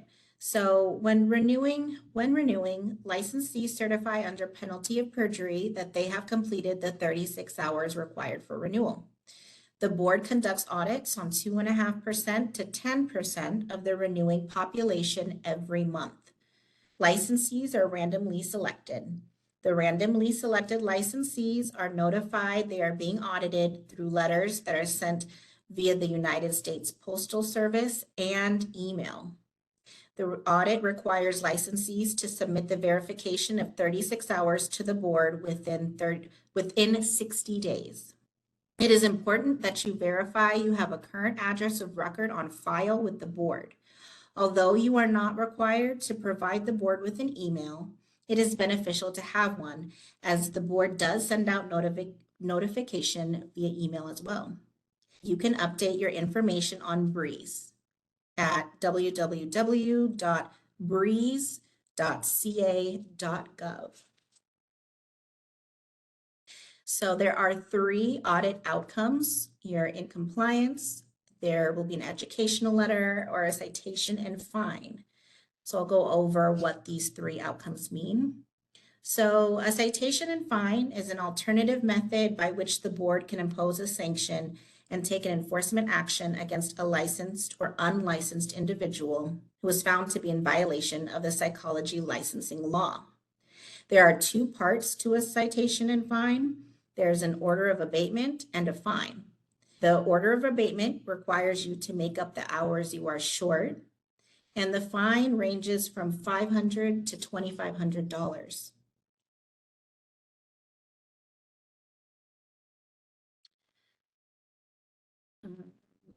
So you do have the opportunity to contest the citation by requesting an informal conference. It will be held telephonically with myself and Antoinette Sorick, the executive officer of the board. The purpose of this conference is to give you the opportunity to present any information that is relevant to the decision as to whether the citation should be modified, withdrawn, or affirmed. You can also do a formal hearing. That's where we send that to the Deputy Attorney General's office. It does take usually a year to hold that formal hearing. A citation is public for 5 years, and the citation must be paid in order to renew your license. And also, it does not affect the licensee's ability to practice. So this concludes my presentation for the continuing professional development. Now we'll be opening up the floor for general questions.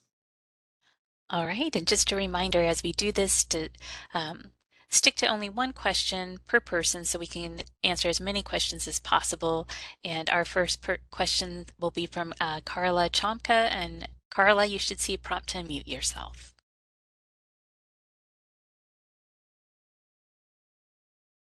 All right, Carla, you are unmuted. Oh, hi.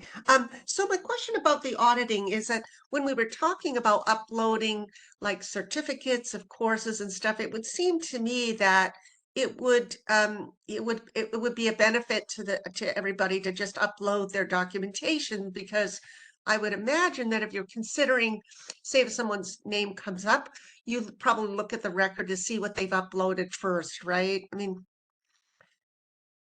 because I could see a situation where somebody's in the middle of something really, pressing, then they get called for an audit. Can you hear me?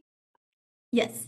Okay, so, it might be, I'm just thinking ahead and thinking, well, maybe the best thing to do is to make sure that you have all the documentation in your hand, in case my name comes up and I happen to be, like, I've got a bunch of projects going on right now.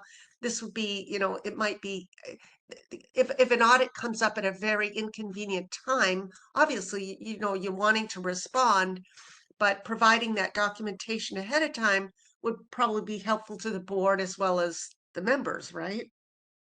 Right, yeah, it is. It would be helpful, especially for you as the licensee. It is optional though. So if you're not able to upload it, it's fine.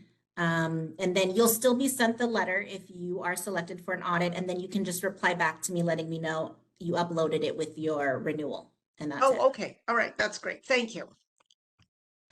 All right, and next we have Karma Heitzman. Karma, you will be seeing a prompt to unmute yourself, and go ahead and click on that.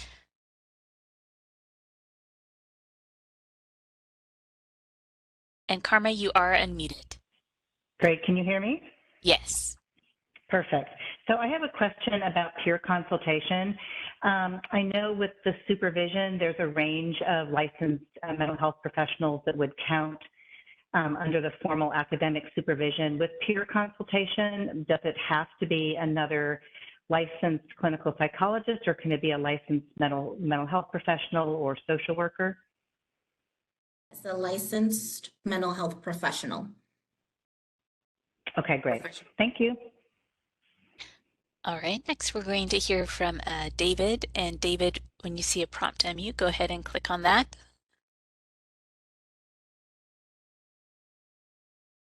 All right, David, you're unmuted. Awesome. Hello. So I have a question about CE courses. I run a CPD hour tracking website called trackcpd.com, and some of our users are wondering if it's possible to count a CE course multiple times during the same renewal period.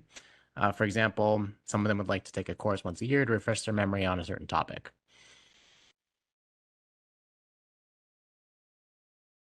CE course must be taken once within their renewal period. Once within the renewal. Okay. And unless there's times when it could be the same name, but the course is, significantly different, and they can just, if that's the case, they can just attach the syllabus for both courses to show that this is not the same course. Okay, as long as the syllabus is different, that's enough of a distinction, it sounds like. Yeah. Okay, great. Thank you very much.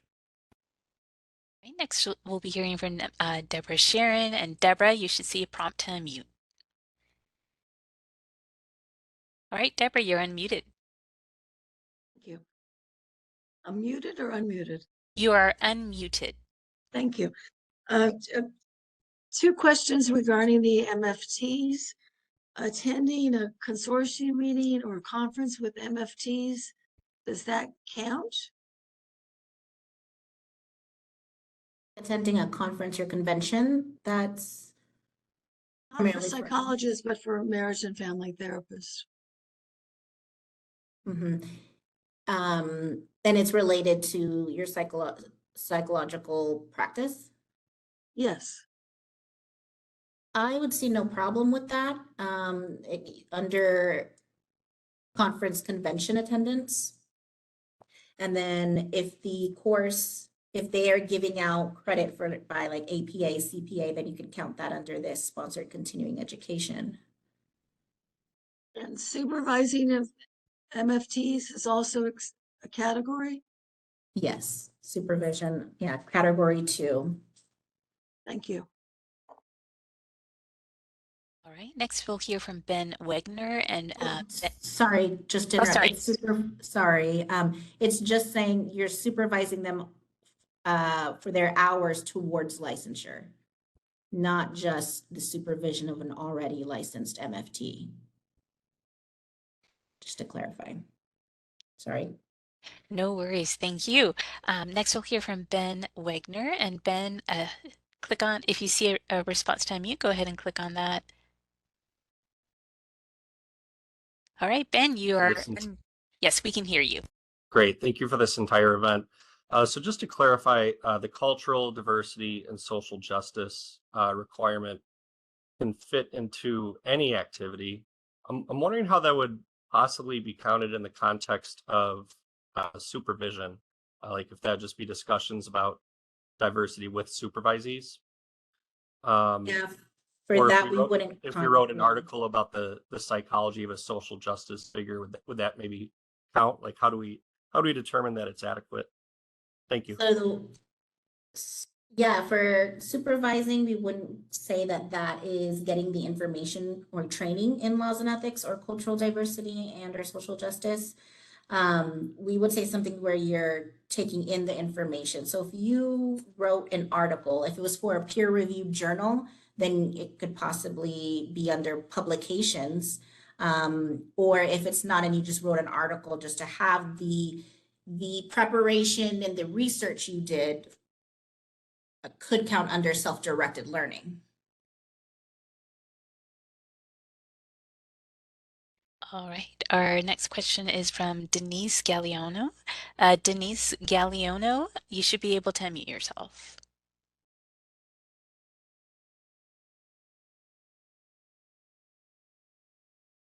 All right, Denise, can you hear us?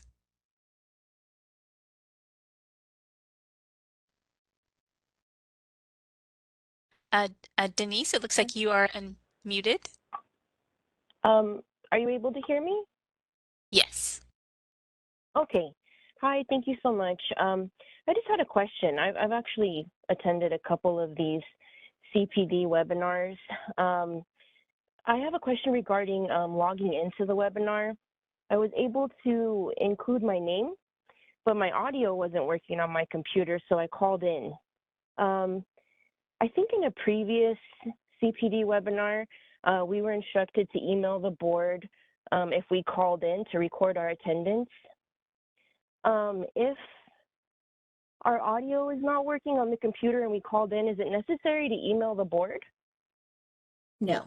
So you will only need to do that if you attend a board meeting or a committee meeting.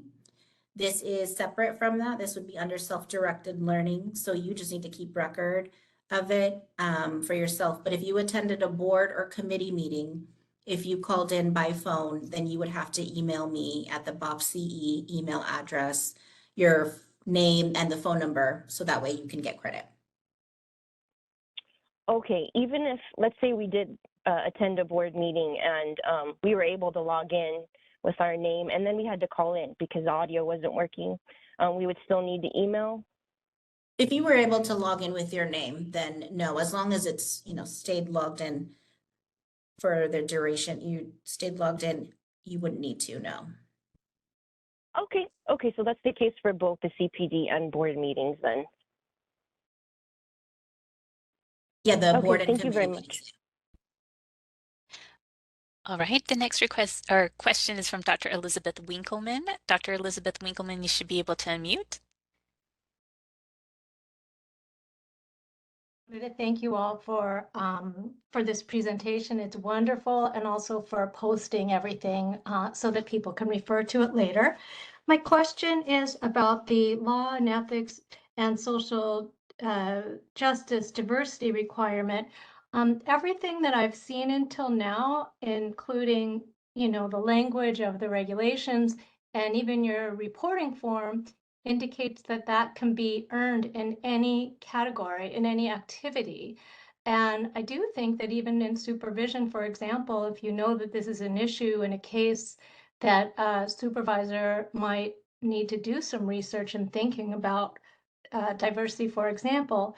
So I just wanted to confirm that it is a recommend or clarify if it's a recommendation or a requirement that these social justice, diversity, and law and ethics be in specific activities or not. And if it has to be in specific activities, I think it will be important to clarify that for the licensees, because that has not been said before, and I don't see it as consistent with some other things that have previously been published.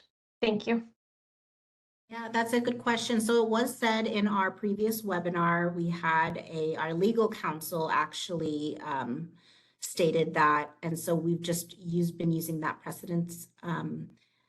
So it is, you're right, it is on the CPD reporting form, you do have the option of taking it everywhere. Right now, we're just following what our previous legal counsel has directed, which was using activities where you're taking in the information more so than providing it. Does anyone on the panel want to expand on that? You know me, I'm always ready to expand on stuff.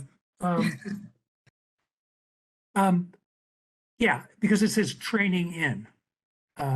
So we want people to get training in those areas, not to be necessarily just to be imparting information in that regard. So, for instance, if you were going to teach an academic course on it and you were actively involved in getting information, looking at more recent publications, reading more recent journal articles in order to prepare yourself for the class. Conceivably, you could get that as part of academic instruction, but it would probably more appropriately come under self-directed learning.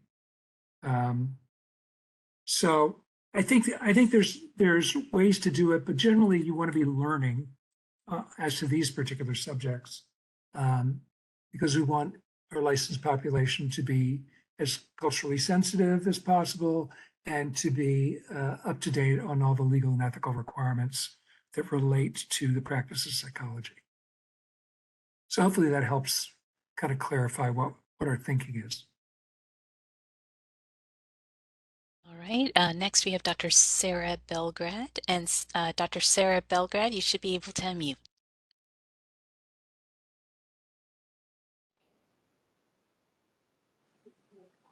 Yes, hi, can you hear me? Yes. Thank you so much for everything. I appreciate everybody on the panel taking your time. I've been on another meeting before, but I was calling into this one, and also somebody else might have this question. So today we're meeting to go over the new requirements for the continuing education, basically. And I renewed my license this May, so I'm now following along these new steps. When I renewed, I used the old method. And I also was diagnosed with breast cancer last year, so I'm not working right now. And basically, in my free time, when I'm not, doing treatment, I am, just trying to get some, CEs here and there. Hence why I'm on this call again, because I can get some credit for the law and ethics. So my question is, not just for me, but for other people who may be disabled or in a similar situation. Let's say we arrive to May of 2025 and I have not yet met all of these continuing education requirements, just due to illness. At that time, like when you have a, debilitating, life-threatening illness, would you put your license on hold if you've not finished your continuing education? Like, how would that work by that time? So yeah, you can put it on hold. You can put on inactive status. And then once you've completed the full 36 hours, you could always reactivate. When you reactivate, you're just making sure that the 36 hours were completed in the preceding 24 months from the submission of that reactivation application. Oh, okay. But just to go through like maybe some activities you can do if you weren't necessarily actively practicing, you could do, you know, the 27 hours of sponsored CE, the 6 hours of self-directed learning.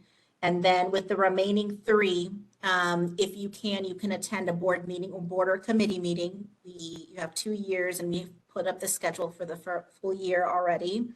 You could possibly do peer consultation. Let's say someone is coming to you with your with questions on their cases. Another Do I one have to could be paid for that, or could that just be stuff I'm doing kind of pro bono for people I know who are psychologists? Yeah, it's you pro bono. You do not have to be paid for that. Awesome. Yeah.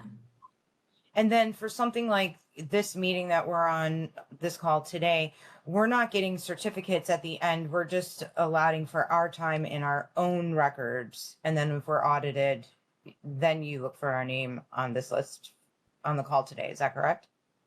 Right. Yeah, it's under self-directed learning. So yes, you are keeping record of it. It would just be the date, the type of meeting. So it would be just the CPD webinar, and then the total number of hours you bring up.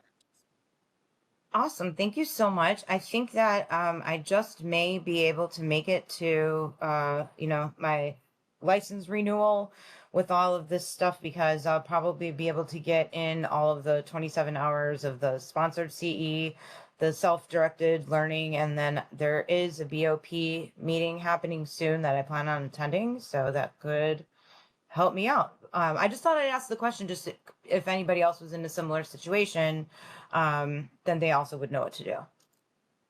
Exactly. That's a good Right. question. Thank you so much. And thank you for this meeting. Much appreciated.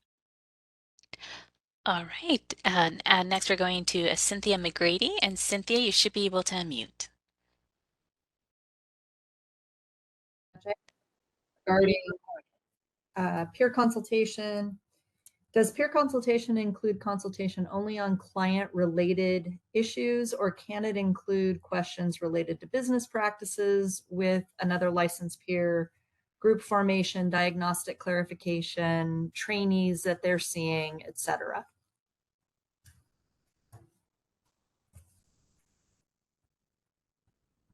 Here it's defined as case consultation, reading, or research group.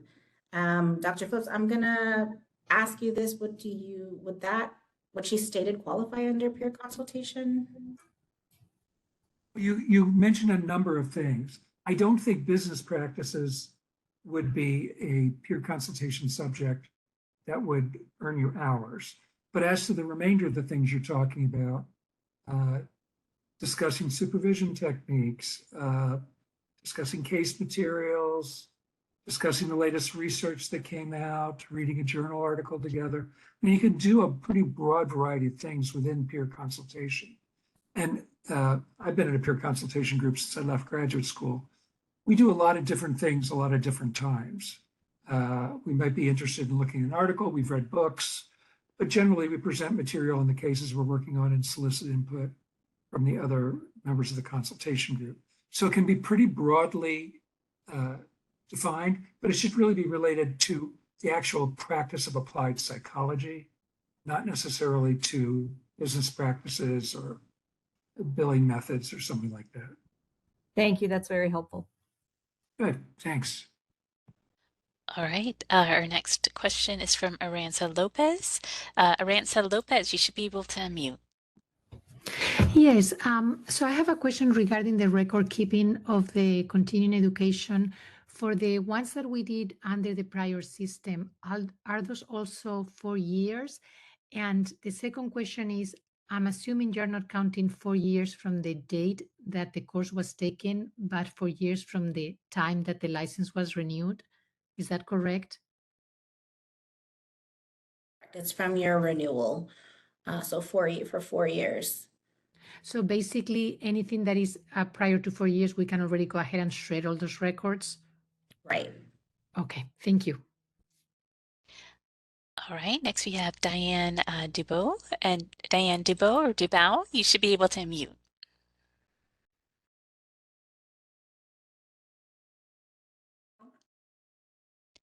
Can you hear me? Yes, we can.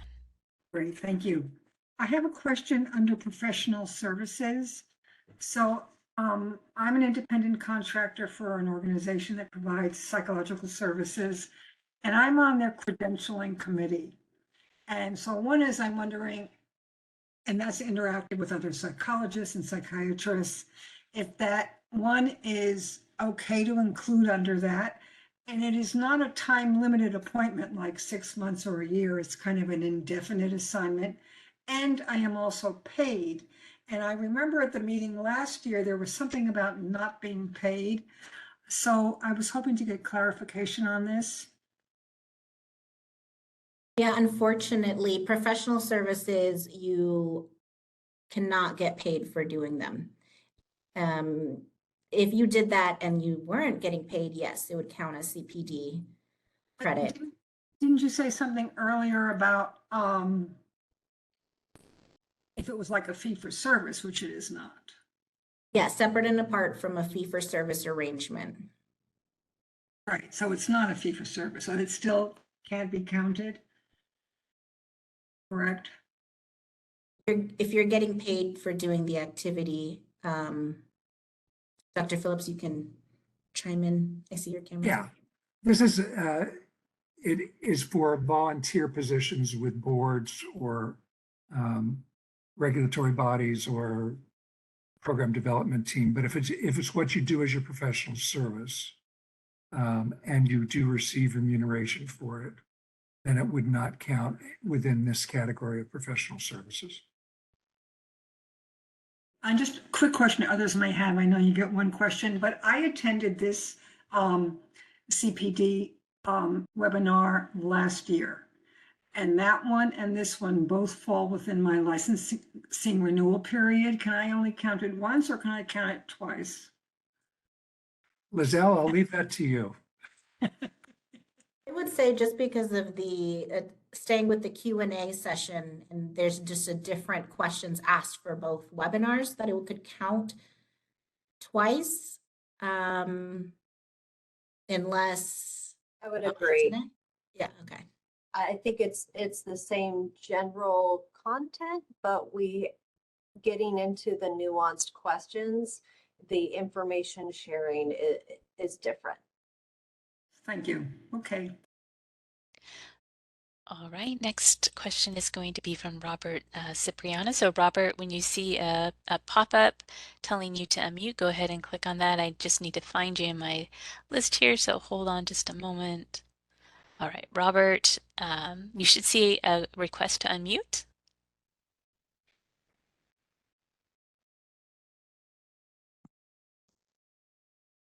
Can you hear me? Yes. Oh, thank you so much for having me. So I have 2 points of interest, and I certainly appreciate the feedback and certainly the informative aspect of the array of questions. In the very beginning, I was not able to do the email. I just want to make sure that I'm also just like some of the other callers in that that you have record of me being present for the whole the whole seminar. Yeah, this is going to be under self-directed learning. So the record doesn't really matter in this situation, just because it's under self-directed learning. So you would just do the date, you would say it's a CPD webinar, and then the number of hours you were here. Maximum. Okay, perfect. Yeah. And my other question involved ABAP. So if I am a examiner under ABAP for this particular biennium, what category would that fall into, and what would be my maximum number of hours as I'm looking at practice samples for ABAP? Is that the examiner, is that a certification, or is it just a role that you have within ABAP? So it's a role within ABAP as more of a like a supervisor / peer reviewer of incumbents that are coming into ABAP, since it's under the professional criteria of reviewing those particular cases. They're called practice samples. And I know that's going to be enacted for me during my biennium. And if this is volunteer work, then yes, it could go under professional services. And what is the maximum number of hours? So the maximum here is 12. So 1 year is 9 hours, and then 6 months is 4.5. So 1 year is 9 hours if I'm doing it throughout the year. Is that what I'm hearing? Right, within your renewal period. Oh, within the biennium is what you're saying. Right. Yeah, no, this will be ongoing for me. So that's why I wanted to know, kind of what the distinction was if, my biennium just started and now with this new role, this will probably go during my whole biennium. Got it. So it sounds like it would probably just then be a maximum of 12 hours you can apply to this one. Okay, thank you so much. I appreciate it. All right, next we have Dr. Christine Beerdrager Sally. Dr. Christine, oh, sorry about that. Dr. Christine Beerdrager Sally, you should be able to unmute yourself. This is a question. So there is a delay right now with the Board of Psychology with usual functions. So are you planning to hire a bunch of people to, police the CPD requirements in order to meet these audits? Are you planning to do more audits a year? Is this supposed to be a source of revenue? That's just an impression, but I needed to verbalize that because I'm pretty sure I'm not the only one having that impression. So for audits, we do about 2.5% to 10% of the renewing population every month.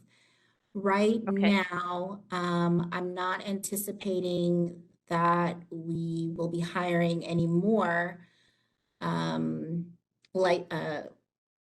But in the future, I don't see that happening as well. Not in this fiscal year, at least. But we have some cross training. So if we're running behind or if I need any assistance, we'll definitely have someone there to help. I see. Thanks. All right, our next question I'm is just going to jump in for a second. Sorry to do that, but this is not a profit center. We basically run off your licensing fees. If people don't comply with their obligations relative to continuing education in the past and continuing professional development in the future, there certainly has to be a way of sanctioning them for not doing what all the rest of you are doing, and not staying up to date in terms of their competencies. So, but the amount of money that is comes out of the fine procedure is pretty de minimis. So I don't think there's anything here that's the board's trying to make a profit off of. I do think that we're trying to implement a new model and people are having a difficult time shifting gears, which I understand. Nobody likes, change, or our natural inclination is to resist change. But we felt this change was necessary. It's ironic that we as psychologists spend a lot of our career helping people change and then feel resistant to it when it comes our own way. So I guess it's one of the great paradoxes of being a human being. But there's nothing here where we would be garnering any profits. Typically, in recent times, we've been pretty up to date on the audits as they come up. But as Ms. McCochran was saying, there are times when, if we are running behind, staff members will help to pick up the slack so that we can get back up to speed. So we try as a board to stay as efficient as possible. And this is one of the functions that we have to carry out. Thanks. all right. The next question is from Gary Buck. And Gary, you should be able to unmute.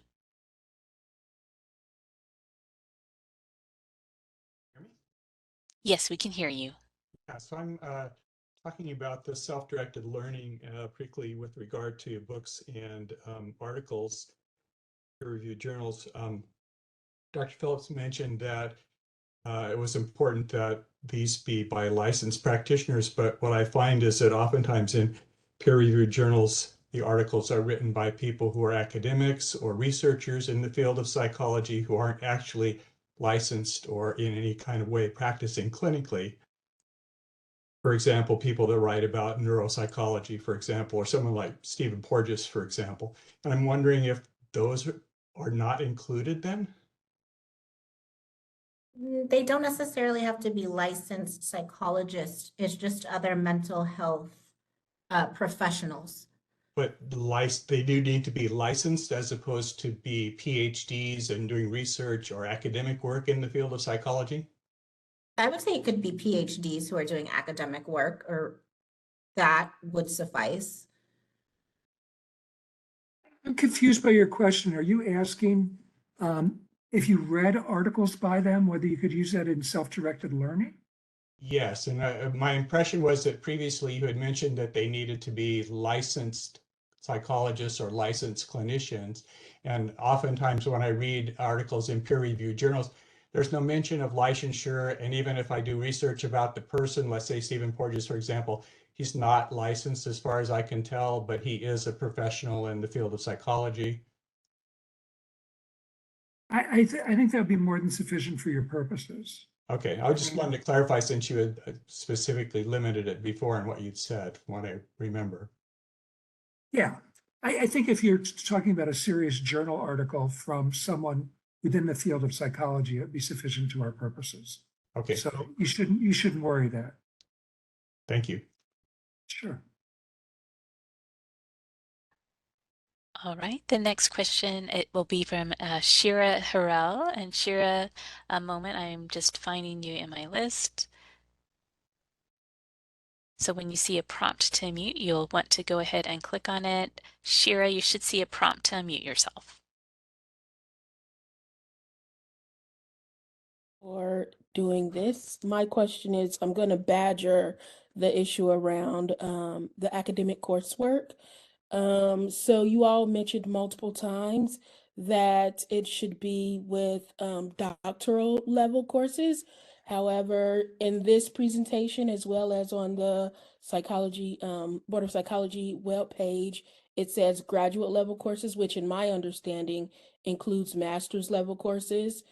But the only time I've heard doctoral level courses is in this forum, and I've also attended other CPD webinars. So I'm just seeking further clarity around that. Yeah, good question. So it is doctoral level. So if you see section 2914 of the code, we have a laws and regulations booklet, or if you can also probably do a quick Google search, it does say that it must be a doctoral level course. Yeah, so when I looked at this 2914 is about, it says an applicant for licensure shall not be subject to denial of licensure under Division 1.5 on or after January 1, 2020. An applicant for licensure shall possess an earned doctoral degree in any of the following, and then it enumerates that. And then it also says where your degree should be from. And then it follows with point number 3. Under B, that the board shall make a final determination about whether or not your degree meets the requirements. Then point number 4, the board may accept an applicant who possesses a doctoral degree from all of these different places. Dr. Harrell, Yes. Dr. Harrell, the point of that code is that it has to be a program that's eligible to get somebody a license for psychology. So when it says courses related to psychology for an institution whose degree meets the requirements of section 2914, it means it has to be a license eligible academic program.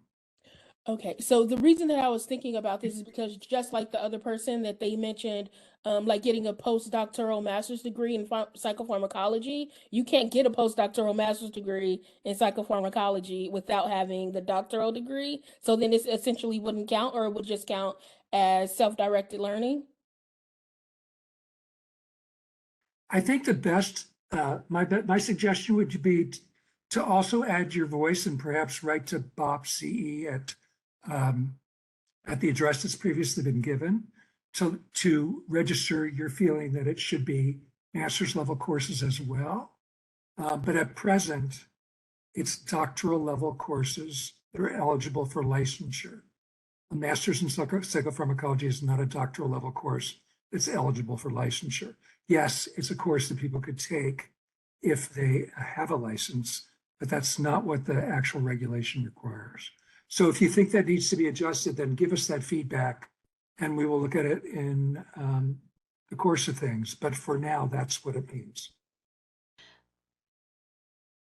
All right, our next question is from Dr. Aguiar Kitty Butar. Dr. Elisa Aguiar Kitty Butar, you should see a prompt to unmute yourself.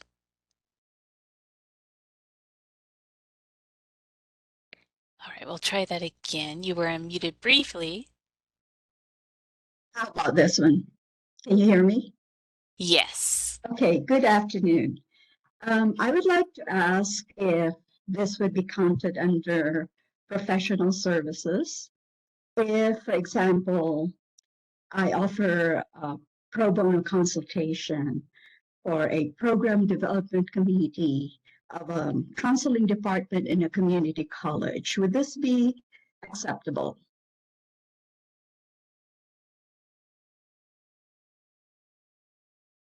I'm sorry, what was the work that you said you were doing at the community college?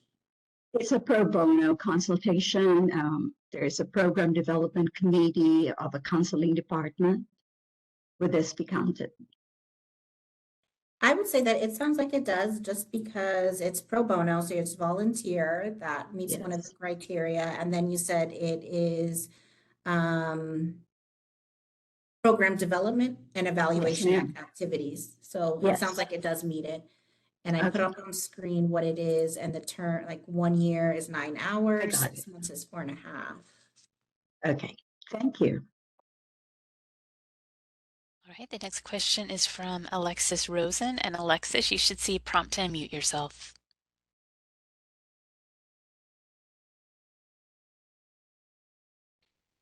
Okay, so I am wondering if there's still a requirement to receive 6 hours of supervision coursework every 2 years as a primary supervisor, and is there a specific CPD category that might need to fall within? So this didn't touch, that's a licensing requirement, and CPD didn't change that. So yes, under the licensing to be a supervisor, you need that 6-hour coursework. And then if you take that coursework and it is approved by one of these entities like APA, CPA, then you can count that under sponsored continuing education. Okay, and just a follow-up question. So if there's, for example, I attended a CE course that was promoting diversity, equity, inclusion, and supervision. So there was some overlap between diversity and supervision. Are there times where it can count in 2 categories, or is it one or the other? So we try to recommend that you don't overlap into 2 different categories, but I'm gonna go over or hand the mic over to Dr. Phillips. So that would count. So you took a course in supervision that related to cultural diversity and social justice, it sounds like. That would count under continuing education. It would also, if it's 4 hours or more, would also count in meeting the requirement that within your 36 hours, you have to have 4 hours relating to cultural diversity and social justice or social justice. It's not a separate category, it's just a requirement within the scheme. So in other words, they're not a standalone hours. They're hours that can count within the CPD scheme. Does that respond to your question? So I think what I'm hearing is that it can count toward the required supervision as a primary supervisor, but also could meet the requirement for diversity for the 4 hours that we should have. That's correct. And you could also count it as time within, as long as it's approved by the appropriate entity. It could also count as continuing education. So it's maximum efficiency in your use of the course. And I think a lot of the supervision classes now are devoted to cultural diversity concerns. So I think we'll be seeing a lot more of that. Thank you. Thanks. All right, our next question is from Denise Godfrey Pinn. Denise, you should be able to unmute yourself.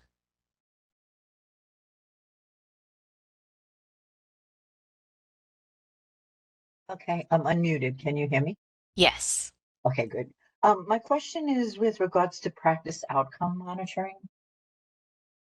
Just to clarify, if I am seeing a client and I'm providing measures prior to sessions and after sessions in order to track therapeutic progress, how many hours, I mean, how do you measure that in terms of time, and how many different clients would I be able to use one client practice outcome monitoring? So it's a patient hour is an hour credited. If that hour has been, if there's been some outcome monitoring that has occurred during that time. It sounds like you find it confusing. What we're saying is if you're doing outcome monitoring on a client over a course of time, yes, that will count as 1 hour of CPD. It's not dependent on how much time you're so spending the 9 doing hours monitoring. would be 9 clients if I was using all 9 of those hours on client. You couldn't do all 9 hours with one client. You'd have to do 9 different clients. It would be 9 different clients. Yeah. Terrific. Okay, thank you. That helps. Sure. All right, the next question is from Joaquin Galliano. Joaquin, when you see a prompt to unmute yourself, go ahead and click on that.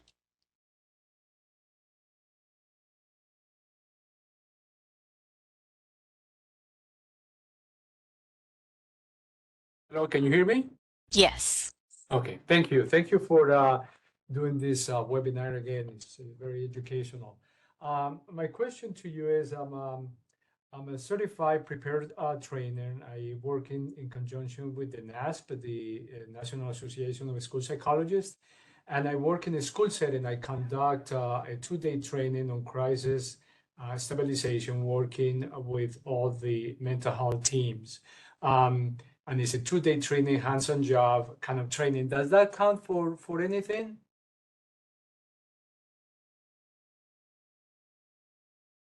Yeah, the training itself doesn't sound like it would count for anything, especially if it's not approved, by APA or CPA or one of the other entities. But the preparation for the training could count under self-directed learning.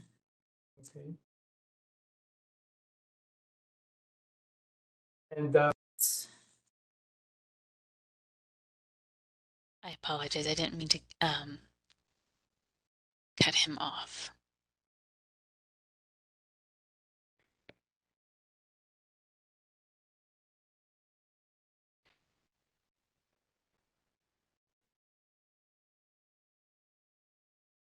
I'm sorry, I'm going to go to the next question, which is Hala Igari. And Hala, when you get a prompt, go ahead and click to unmute yourself.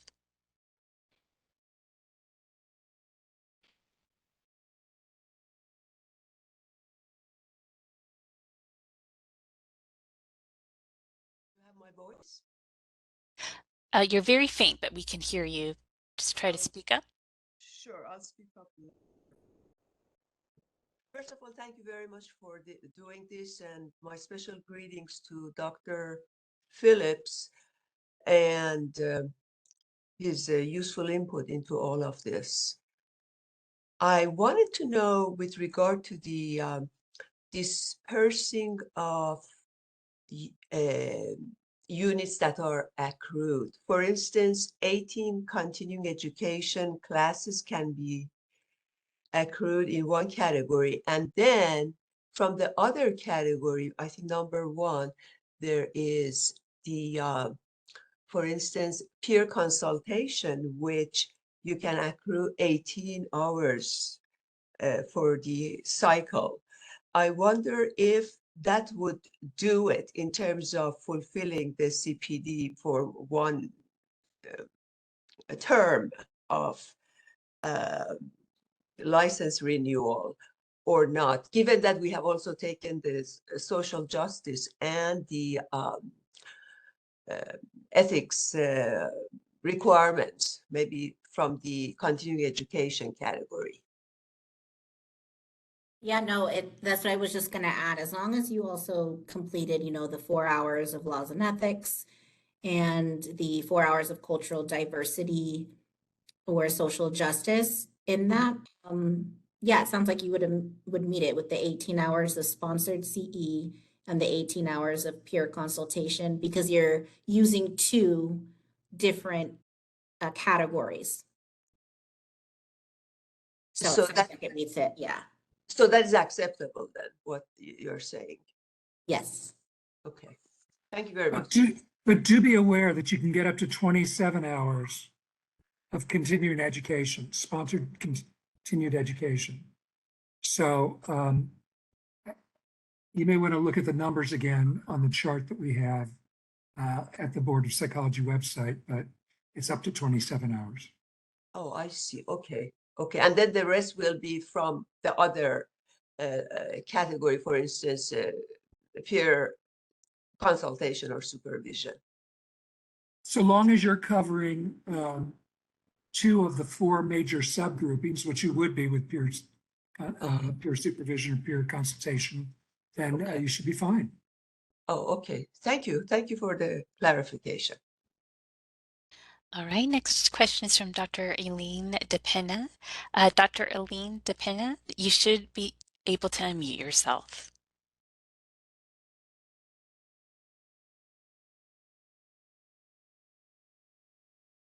Hello, can you hear me? Yes. Okay, good. I didn't want to beat a dead horse, but I wanted to go back to the clinical psychopharmacology postdoc MS program. There were 2 individuals throughout the 2 hours and 45 minutes that we've been on this call. Hopefully they're still on it. But I just wanted to clarify something, and perhaps things have changed. So Dr. Phillips, if you want to add anything afterwards. I just wanted to say I graduated from one of those programs, probably one of the first ones in 2002 to 2004. And I was able to use all of those units as for licensure. I've been licensed since 2002. And the key thing with these programs is that they have the word clinical psychopharmacology postdoctoral MS program. Secondly, there's only 5 or 6 programs that are APA approved. And once they have the APA designation, it falls under that category, which we have talked about as being APA or CPA, et cetera. So I don't know if anybody wants to go back and look at that. It's on the apa.org website under prescriptive authority program designation.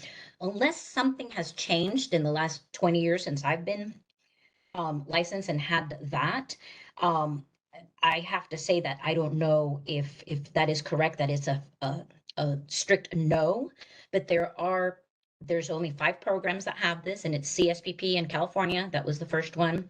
The Chicago School, Drake University, Farley Dickinson, Idaho State, and New Mexico State are all APA approved. So if somebody is doing the MS, they should probably just call it a fellowship. Perhaps they need to talk to the university and talk to the Board of Psychology in California and get those 2 together, because they do accept all of them. Unless you guys want to go back to my 2002 records and scratch my 2 years out, but that was the case back then. Correct me if I'm wrong, if that is not the case now. If the APA approves it as continuing education and gives continuing education hours, is that what you're saying? Yes, they did. Yep. So Okay, the credits, then you each could count hours that that you toward would take. continue. Excuse me, Exactly. you could count that toward continuing education. You cannot count that toward the other category Got it. that relates to taking coursework in a program that is leading to a degree that will make you license eligible. Thank you. So I think that was exactly, sorry to interrupt. I think that was the key thing that those two individuals needed to hear, because I think they thought that they couldn't use them for any category. they could use them as long as they're getting continuing education hours, they could Exactly. use it for continuing education. Yeah. Yeah, that wouldn't be problematic at all. Yeah. I didn't understand that those programs offered continuing education. Oh, yeah. Every single class was considered a CEU, a continuing education under APA. Some of them had law and ethics, which was great. Back then it was the aging component for the California Board of Psych and a bunch of other things that we had back then to suffice. So anyhow, sorry it took so much time. I just wanted to share that. Thanks for the clarify. clarification. All right, our next question is from Gina Goodrich. And Gina, you should see a prompt to unmute.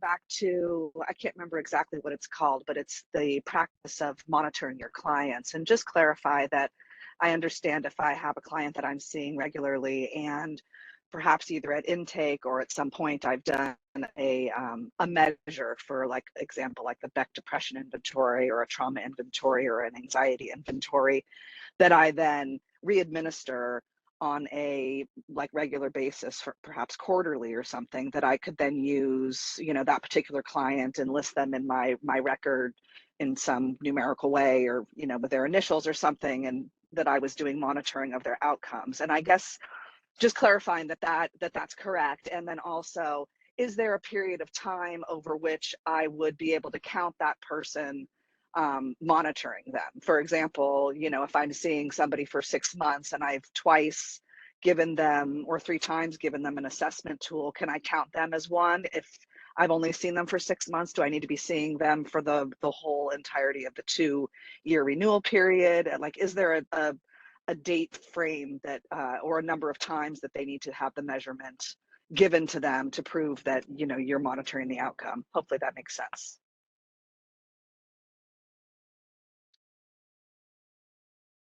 Yeah, that makes sense. So practice outcome monitoring doesn't have a limit on how long you should be seeing the client. I will defer to Dr. Phillips on that, like if there's a clinical or a better answer for that, but CPD does not. And in your first question, when you asked about, seeing a client and testing them and assessing them, yes, that client would count as 1 hour. And then I'll hand it over to Dr. Phillips. Yeah, there's no time span you need to be seeing the client against over. Okay. You just need to be doing outcome monitoring at regular intervals. Okay. With whatever assessment instrument you think is best, so long as it's sensitive to cultural and diversity issues. So Fair. Go at it. Again, we're trying to give people more discretion in Yeah. terms of how they're conducting their own. We don't want to dictate how you practice. Understood. Thank you for the clarification. Absolutely.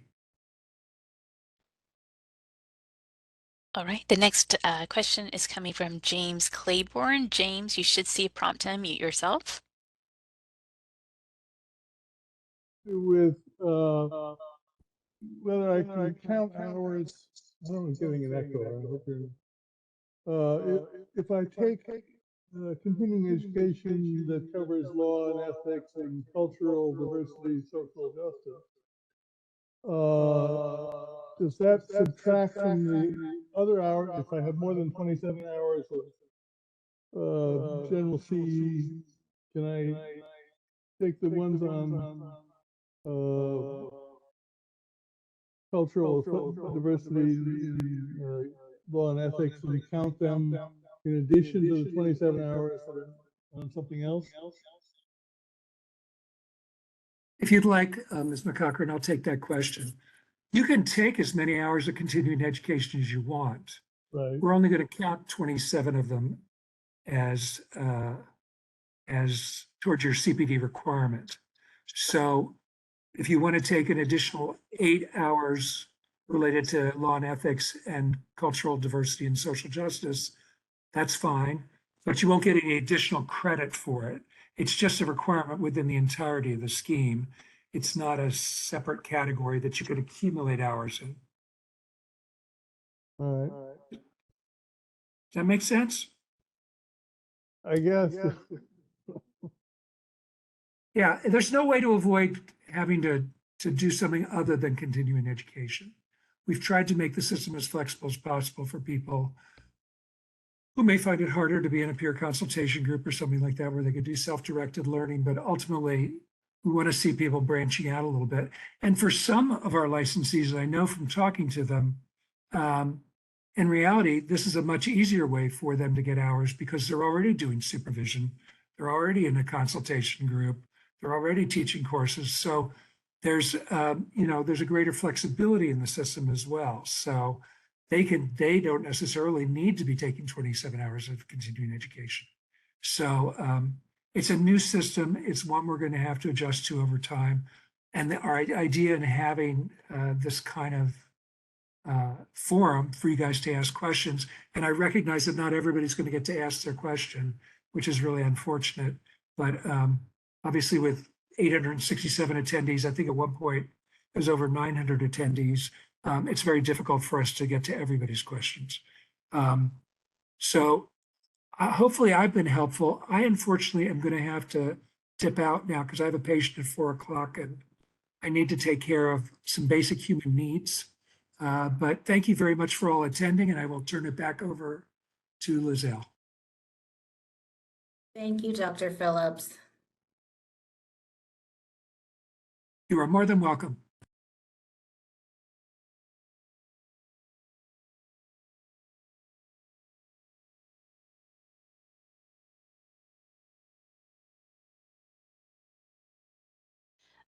All right, so are we done with the questions? The meeting is till 4, so we can take a couple more questions. Okay. All right. So in that case, the next question is from H. Lefkowitz. And H. Lefkowitz, if you can click on the prompt to unmute yourself. You can hear me, but my question is related to if we have excess CEs, are we able to count them under the category of self-directed learning? Like if I have over 27 hours, can I use those excess CEs and just categorize them as self-directed learning, and for like the for 6 extra hours? That makes sense. Yeah, that makes sense. Unfortunately, no, we wouldn't be able to. Just because if they are approved by APA or one of those board recognized entities, then it could only fall under sponsored CE. Now, if the course was not approved by one of these listed entities, then yes, you would be able to do it under self-directed learning. All right. The next question is from Dr. Deborah Haddon. And Dr. Haddon, you should be able to unmute yourself.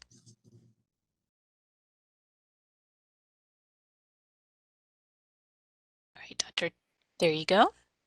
I just want to thank you for the flexibility and for the depth of presentation that you're affording us in this session. I want to hear it from someone's mouth that there is no live requirement anymore. That section is gone, although it's almost impossible to participate in multiple sections of this very robust strategy for professional development to not have live requirements and live participation. But is that my understanding correct? You are correct. CPD does not have a live requirement. Thank you very much for that clarification. All right, the next question is from Dr. Howard Mishkin. Dr. Howard Mishkin, you should be able to unmute.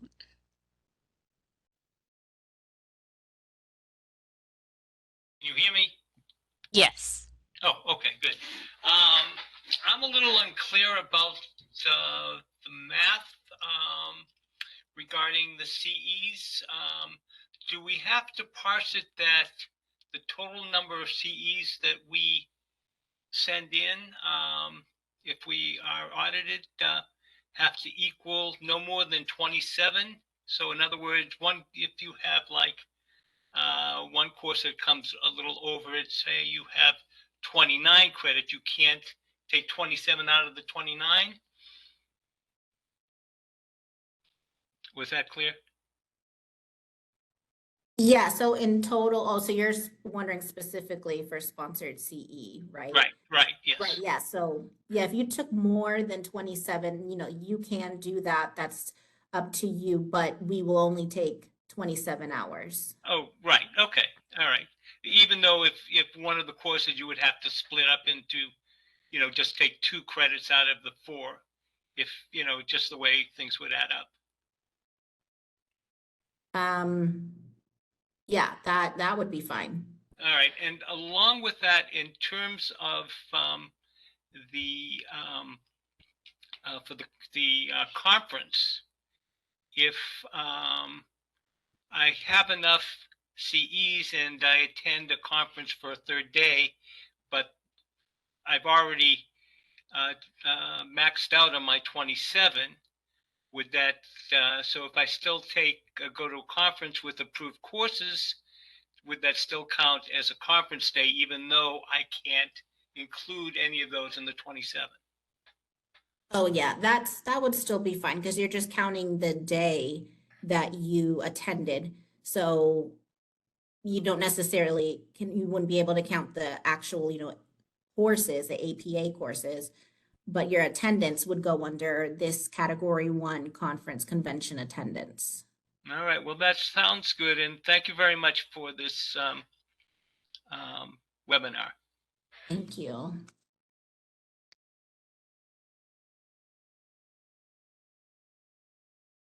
Well, it seems that we met our time. Our time is up. I'm going to put up the screen again.